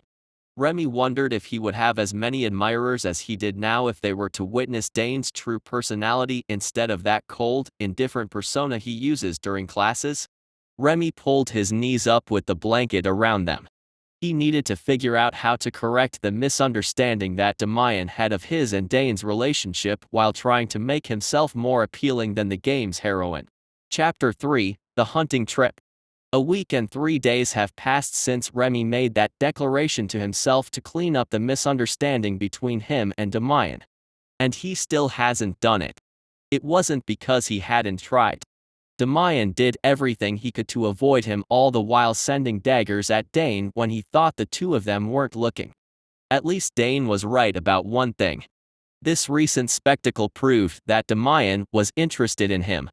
But why the hell was he still hanging around Ophelia? Remi knew he was the jealous type. There weren't many things out there that attracted his attention enough to make him want to feel jealousy, but there were some. And one of them was Demian Maxwell. If the man wasn't willing to deviate from the predetermined path fate had set for him, then Remi was more than willing to do it for Demian. He just needed to find the perfect opportunity to catch him alone. He and Dane were currently sitting in the library, in Remi's usual hiding spot. They had a 5-page paper on magical beasts due tomorrow and they were finishing up on it. Or at least Dane was, since Remi was already done with his. I need to find a way, Remi grumbled out loud, slamming his magically refilling ink quill down on his lap. Dane spared him a glance from his spot across from him on the cushioned window seat before returning his eyes back onto his work. I can kidnap him, Dane suggested, accurately guessing Remi's thoughts. Remi's ears perked up before his expression drooped into solemn disappointment. Now let's save that one as a last resort, he finally said after some deliberation. Sneak into his dorm, Dane suggested. That he might be able to do. I am good at sneaking, Remi said slowly. You're good at sneaking out, not in, Dane corrected him. Remi found himself laughing at his remark. That is true. He wiped the tears out of the corners of his eyes, surprised he didn't draw the attention of the librarian. You know that you probably shouldn't be helping me, Remi pointed out. Dane's dark eyes snapped to Remi's pink ones. I would rather help you and know of your plans than having you go at it alone, leaving me in the dark, unable to protect you, he said, speaking harshly from experience. Smart, Remi hummed. If only all the knights were like Dane. But seriously, What am I supposed to do with Demian? Remi asked helplessly. It is definitely a change for you, Dane snorted. You're used to people vying for your attention, throwing themselves at your feet. Not chasing them. He spoke plainly, stating an obvious fact. Remi wanted to argue but bit his tongue. In his old life, he was a beta and pretty much average in job and personality. He was used to being ignored. He was only good for his brain, not much else. But in this life, he was a rare male omega and a prince. He had gone from being the least desirable to the most desirable practically overnight. Dane wasn't wrong when he said people would throw themselves at him. He had more suitors than he could imagine back in the Ashen Kingdom.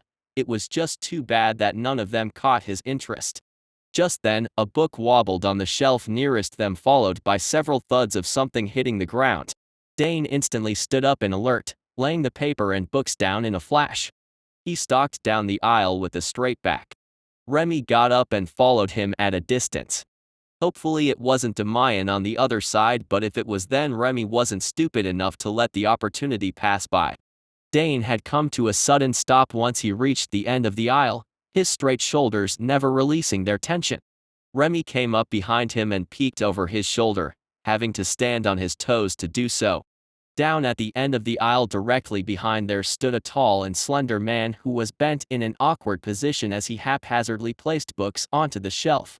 His long red hair hung in a loose side tail. "Headmaster?" Remi asked in confusion. The headmaster jumped as if startled and looked over at them. His sheepish expression quickly morphed into one of a friendly nature. "Oh, I hope I didn't startle you," he asked softly, his tone completely friendly. Remi leaned back, settling his feet flat on the ground. He was feeling relieved that it wasn't Demian, but also disappointed that it wasn't him. "It's fine," Remi spoke, trying to make his voice sound neutral. The headmaster stood up before sliding the last book into place. The long lashes of his hawk eyes fluttered shut momentarily, hiding those golden orbs that resembled storm clouds. "I really am sorry that I disturbed your studies," he said after a while, apologizing to both Dane and Remi. Remi had just opened his mouth to reassure the man once again when Dane spoke up, cutting him off. "Were you listening to our conversation?" he asked rudely. A small smirk that gave off the vibes of a cat stalking its prey appeared on the headmaster's lips. "Oops. You caught me. I'm afraid I may have overheard some of it." His sharp eyes narrowed onto Remi. There was a hidden light of amusement hidden within their depths. "I'm afraid I can't have students committing kidnapping or breaking and entering." The headmaster spoke in a light tone. Remi's ears heated up, but he was able to suppress the embarrassed flush that wanted to creep onto his face. "Don't worry, headmaster. We were merely joking," he said rushly with a wave of his hands, not wanting to get him and Dane in trouble so close to the beginning of the school year. The headmaster's smirk widened into a genuine smile. "Good. I hope I don't need to remind students that they'll be banned from the hunt if they are caught breaking the rules." The headmaster then made his way towards them. He stopped in front of Dane, who was still tense with alertness. "I would advise one to have patience in these matters. Who knows what a day may bring." The man then left, his red hair bumping gently against his shoulder as his white robes swayed with each step. Remi wondered briefly why the man always wore robes when they were uncommon in this world. Dane only relaxed his stance once the man was out of sight. "I don't trust him," he stated, his eyes still lingering on the space where the headmaster had disappeared. Remi thought back to his knowledge of the game. In truth, there wasn't much that had been revealed about the headmaster except that he seemed to be an antagonist of the heroine. Remi shook off his thoughts with a shrug. Leave him be for now. Remi woke up the next day to banging on his door. Sitting up with a frown, he got out of bed with a look at the time. There was still an hour before he needed to get up for classes. He opened the door with a scowl marring his delicate cat-like features. Dane stood on the other side with a worried expression. "I found out what the headmaster was hinting at yesterday," was all he said before barging into Remi's room, a sheet of paper clutched in his hands. Remi shut the door and followed after him. He plopped down onto the bed, his earlier anger melting off into confusion. What did he do? The only thing that Remi could remember about the headmaster that labeled him as an antagonist character was that he tried to separate the heroine from the love interests during every major event that took place in the school arc. Dane handed him the piece of paper that had miraculously survived without gaining any crinkles. Remi glanced down and felt his heart give a jolt, excitement coursing through his veins. "I found it posted on the board on the first floor lounge," Dane told him. The piece of paper contained the list of groups for the upcoming hunting trip. Dane's name was in the first group with Shanna, Ophelia, and a person whose name Remi didn't recognize. But that wasn't what had his heart beating so loudly that he could hear in his ears. It was Remi's own name in the last group. It included Ronnie, Brendan, and Demian. Remi breathed out the last name. So that was what the headmaster meant. The man would go so far as to help Remi just to keep one of the love interests away from Ophelia. An unconscious smile creeped onto his lips. He was worried about being in a group with two alphas, but he finally had his chance to corner Demian. The day of the hunting trip, Demian stood in the large open field with the rest of the first years. There were tents and a stage built on the field for the teachers, medics, and knights. Ronnie made his way over, his long black hair swaying from where it was tied with a red ribbon. Beside him was Brendan, who stood at a shorter height with wild, untamable curly brown hair. The only one missing from their group was Remi. Demian's lips, which were pierced in a straight line, suddenly turned down at the corners. His heart beat with elation when he had found out the two were on the same team. His happiness only lasted for a second until it turned into a dull ache when he remembered the scene he had walked in on nearly 2 weeks ago. The frown he wore only deepened. "Everything all right, Prince Demian?" Ronnie asked once he reached Demian's side. "Everything is just fine," Demian bit out in an even tone. His navy blue eyes scanned the crowd. In the far corner stood a fidgeting Remi as he handed something to Dane. Demian's hands clenched into fists at his side. Remi then turned around and jogged to where the three of them were. Brendan and Ronnie greeted the beta with smiles. "It's nice that we're all on the same team," Brendan was saying. "Yes," Ronnie nodded along in agreement. Remi's eyes flicked towards Demian before turning back to take the others in. "Yes. It certainly was a pleasant surprise," Remi said. Demian felt his hackles rise with Remi's words. Did the beta somehow have a hand in this? It was no secret that Remi had been following Demian around all week. Demian may have been acting petty, but he refused to talk to him and went so far as to avoid him. His heart was still hurting over the fact that Remi and Dane were in a physical relationship. That thought should have struck Demian as weird, but it didn't. He had long since come to terms with his feelings towards the beta. The one thing that still confused him was the fact that he was drawn to Ophelia as well as Remi. But what was it about Ophelia that attracted him to her? After the groups gathered, the headmaster took the stage and explained the rules of the hunt. Each party was to stay in their assigned groups without teaming up with the other groups. Their goal was to survive 2 days and 1 night in the woods while hunting magical beasts. Each beast was worth a certain amount of points. Whichever team scored the most points will be rewarded with a free day from classes the following Friday. Demian was looking forward to having a 3-day weekend. He believed that him and Ronnie might be enough to give them an edge over the other teams. The only ones he was worried about were Laxel and Dane. It was a good thing those two were on different teams. It would have been an assured loss if Laxel and Dane were in the same group. After the headmaster was done, one student from each group went to pick up the group's rucksack from Mr. Ordish. Along with the rucksack came 4 daggers, each engraved with a rune to enhance mana flow and magic usage. The daggers were the standardized weapon all first-year students were forced to fight with. Ronnie handed the rucksack to Remi and told him to keep a hold of it while the 3 others did the fighting. Demian silently agreed with Ronnie's decision since Remi was one of the students with the lowest physical strength and stamina in their physical training class.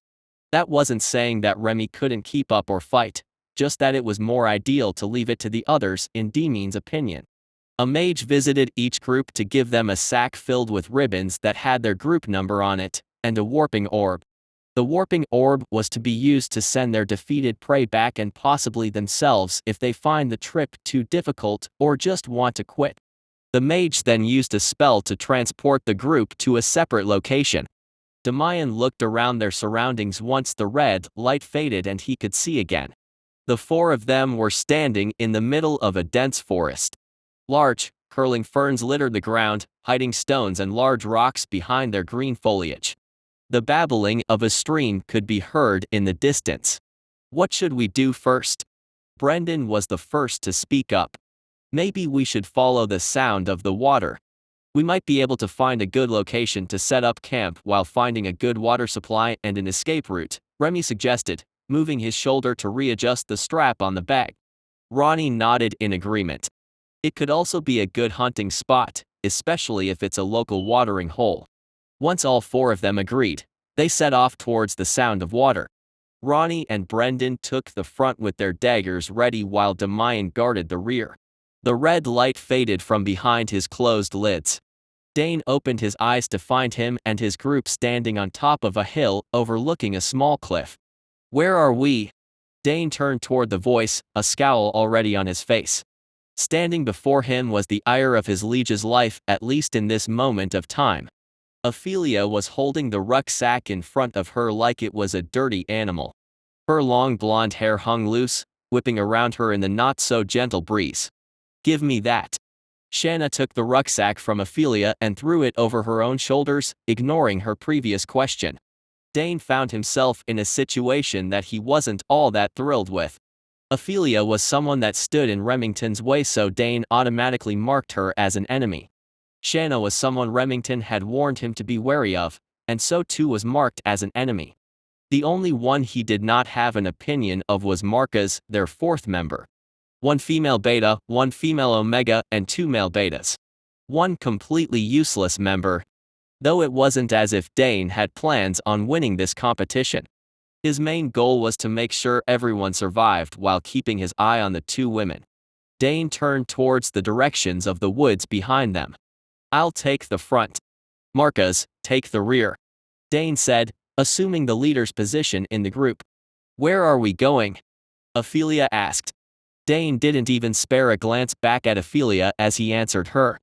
"We need to find a place to set up camp," he answered shortly. "Wouldn't it be better to stay here?" Ophelia asked. He suppressed the urge to snort, a sentiment that Shanna and Marcus did not share. "Why?" "So we can be trapped.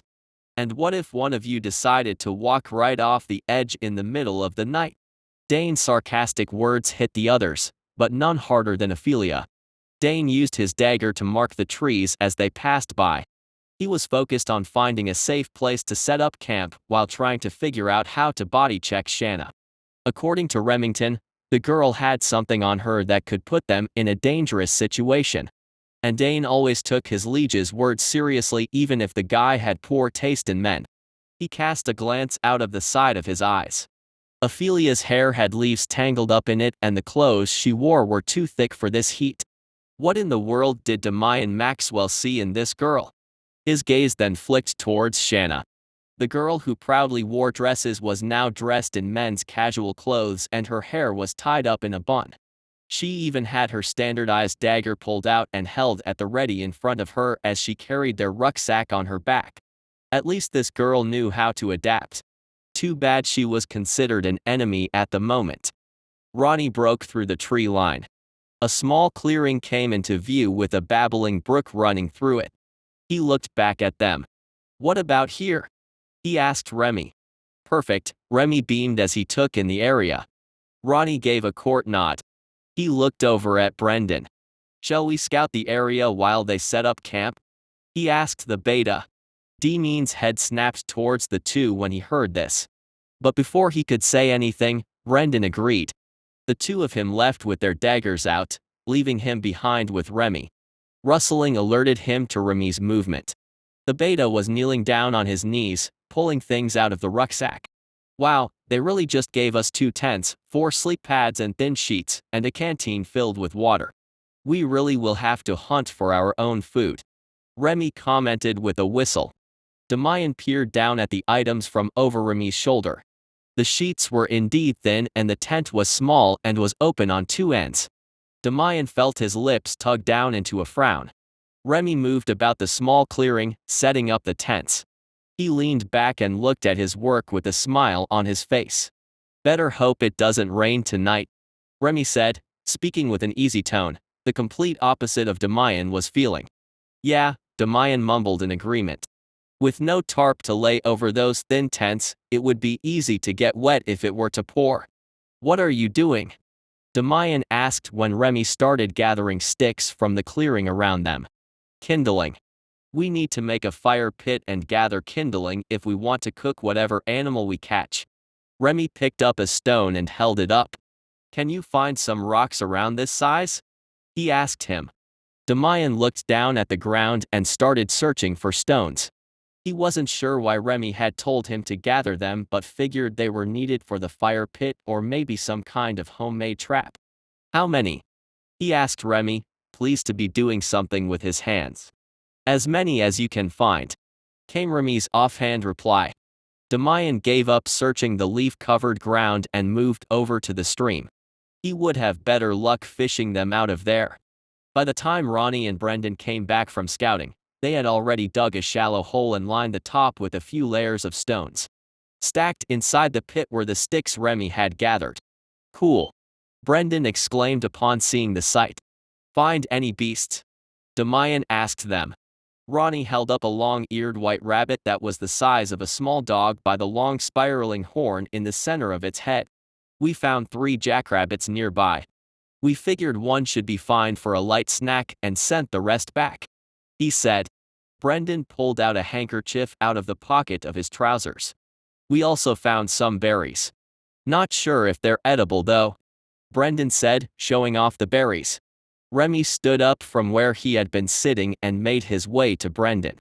He plucked out small, yellowish-orange round berries from the pile and tossed them. "The orange ones are bittersweet berries and are poisonous to humans, but the other ones are wild black berries, which are edible," Remi informed them. "It's a good thing we have you on the team." Brendan smiled, his eyes hidden in a flop of curly hair. Demian found himself nodding along even though his chest squeezed tightly. Why was it so easy for others to talk to Remi? Ronnie set to skinning the jackrabbit while Remi lit the fire with his magic. Brendan found a thin vine and used it to tie the skinned rabbit to a long, thick stick that they laid on top of the homemade fire pit. Demian looked around, suddenly feeling useless. Remi glanced over at him. Bored. His head was tilted to the side and a small smile lit up his face, making his sunset eyes shimmer a brilliant pink. "I just feel useless," he admitted. Remi shook his head. "Trust me, you're not." It was an obvious lie, but it made him feel better. "In another part of the forest where Dane's group is." "Watch it," Dane hollered back as he moved a thick blind of vines out of the way. Shanna stretched her arm out to stop the vines from hitting her in the face, her pale skin slightly red and a thin film of sweat covered her forehead. "Ouch," Ophelia whined when the vines struck her. "Are you all right?" Marcus called out to her. "Just peachy," Ophelia mumbled out through thin lips. Dane could still hear her even though she said it quietly. This girl really was useless and boring. But maybe he was just too used to Remington's shenanigans. The vines opened up to a small clearing. They had walked down the cliff face and were now at the bottom of the hill. "Are we setting up camp here?" Shanna asked. "Yes." Dane looked around, feeling unsettled for some reason. They had come across several small magic beasts such as jackrabbits, fire salamanders, and even a wild boar. They had stopped for a quick break to cook some of the boar meat. "You 3 stay here. I'm gonna make sure there's nothing nearby," Dane told them, his weapon held at the ready. "You're just gonna leave us?" Ophelia whined. Shanna shot her a glare as she set the rucksack down. "I'm not planning on moving another inch for at least an hour, so someone has to make sure it's safe," Shanna rebuked sharply, her green eyes visibly tired. Dane wanted to scoff at her words, but the 4 of them had been walking for 2 hours with only one 10-minute break. He also couldn't argue with her snappy tone since Ophelia had been whining and complaining over every little thing the entire time. How was she not like this during classes? Dane clearly remembered her being slightly less annoying during the one class they shared together. He left the three of them. The first thing he needed to do was to make sure nothing dangerous lurked by, and then he needed to find a fresh stream because their canteen was dangerously low and none of them knew how to use water magic. And then he'll figure out how to accomplish Remington's task. Remington had warned him that Shanna had something on her that attracted monsters. He wasn't sure how his liege knew this, but he wasn't going to question it. The grass rustled to his left. Dane spun in that direction with his dagger raised in front of him. A 5-foot-long red fire salamander appeared from behind the trees. It stood up on its hind legs and flicked its tongue out when it saw him. Dane readjusted his stance and poured his magic into his dagger. He possessed a rare component of the earth element. He was able to mold any kind of metal into whatever he wished as long as he could envision it. Metal ores buried deep in the earth burst up from the ground, pulled out by the call of his mana, and flew toward his dagger. His dagger morphed, shaping itself into a long sword. The fire salamander was back on all four legs. Its tongue flicked out and tried to wrap itself around his wrist. Dane jumped back, barely avoiding that deadly tongue. The fire salamander gained its name through the mucus it produces, which contains the fire element. Dane readjusted his grip on the newly formed sword before lunging forward. He struck the blade out, aiming straight for the creature's neck. The salamander's tail flicked forward, striking Dane in the leg. He jumped back before his sword could hit its mark. Dane backed himself up to put distance in between him and the creature. Once he was far enough away, he charged forward, running at full speed before jumping over the salamander's reaching front paw. He brought his sword down and slashed its tail cleanly off.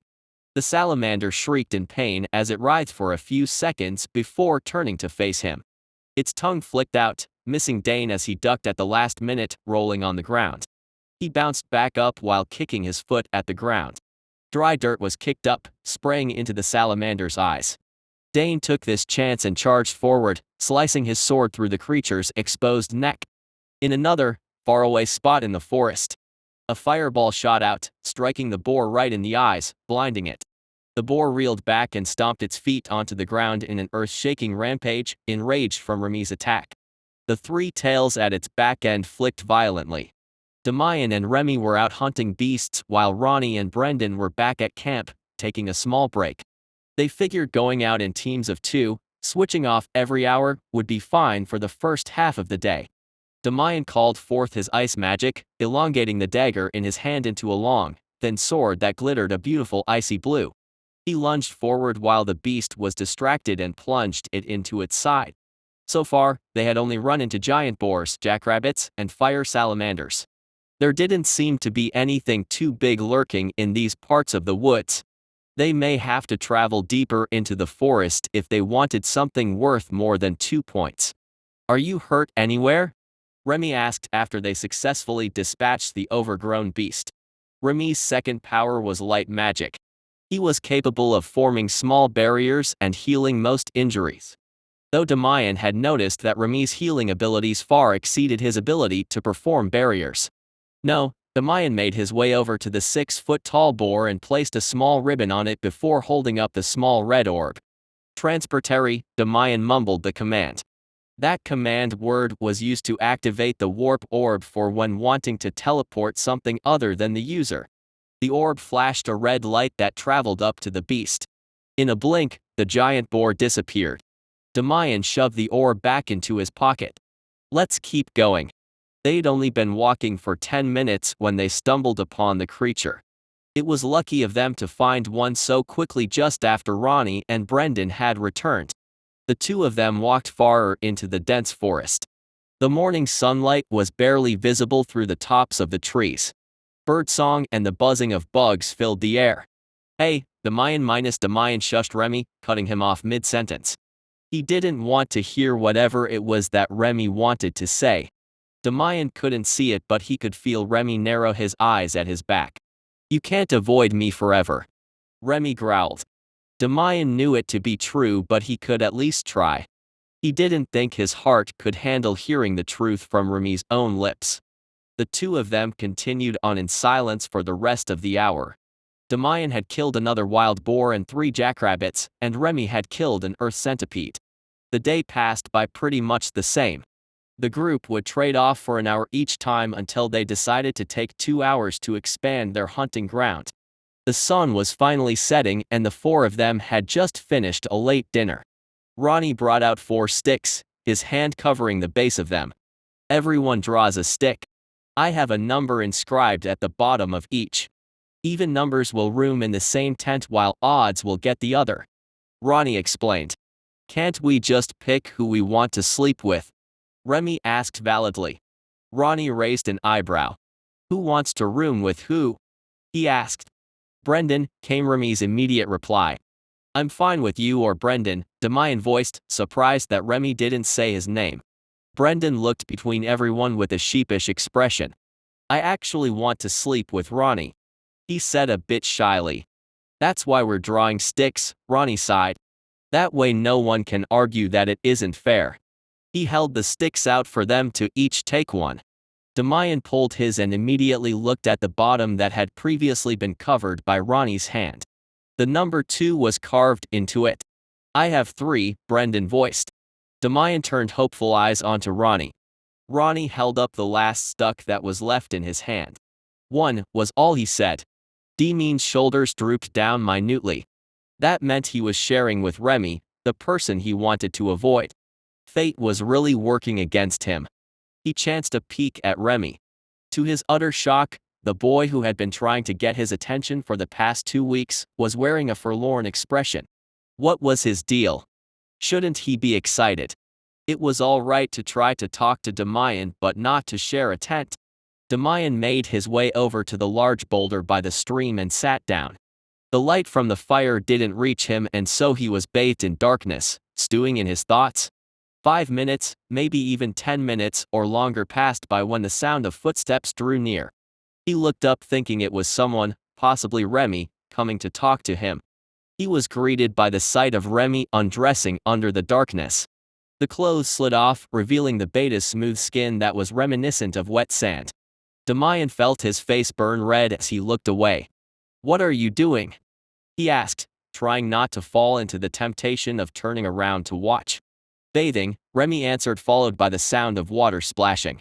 Demian was so shocked that he turned his face to look at the beta. You can't seriously be bathing in that. So Demian never bathed in a stream or lake before, that was perfectly normal. What was not normal was stripping in front of practical strangers and dipping into questionable water. Yes, Remi chuckled, his dazzling eyes hidden in the darkness.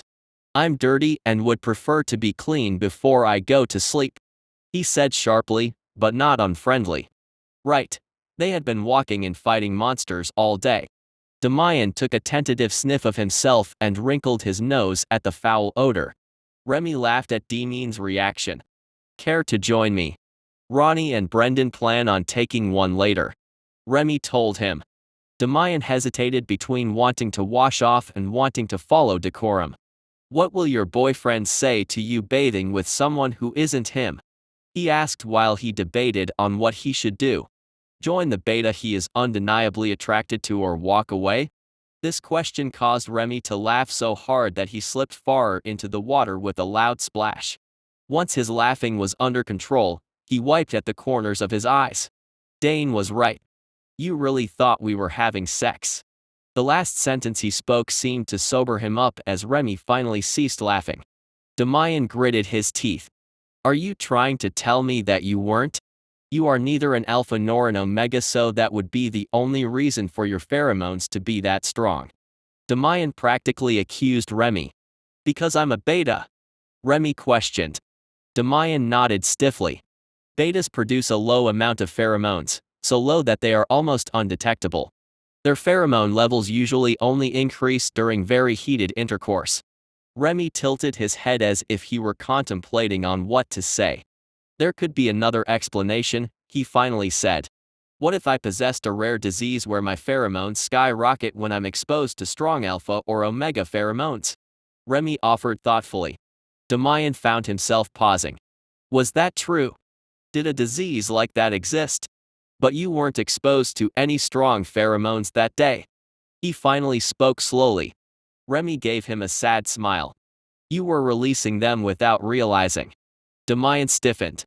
His mind quickly raced as he thought over that day's events. Sure enough, he had released some accidentally. Wait, if Remi did suffer from this type of disease, then what about the pheromones that will be released accidentally during sleep? Is that why you wanted to share with Brendan? Remi nodded. It is. But the good news is that I brought something to help me, just in case. Oh, Demian said while looking down, kicking himself mentally.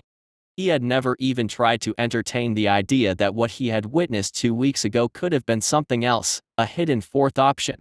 So are you gonna join me or sit up there and pout all night? Remi's tone was light with laughter hidden within its crystal depths. He was clearly teasing Demian. I think I'll wait. There was no way he was gonna join Remi, not now that he knew he wasn't with Dane.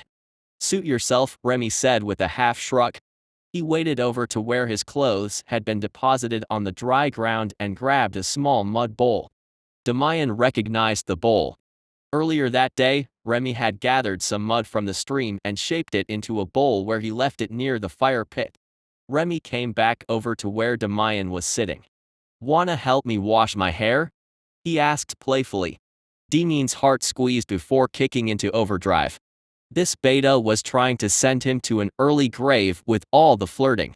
You're deliberately doing this. Remi cast him a devious smirk from over his shoulders. Only if it's working. He turned around and propped his elbows up on the grass-covered ground and looked up at him. And it seems to be.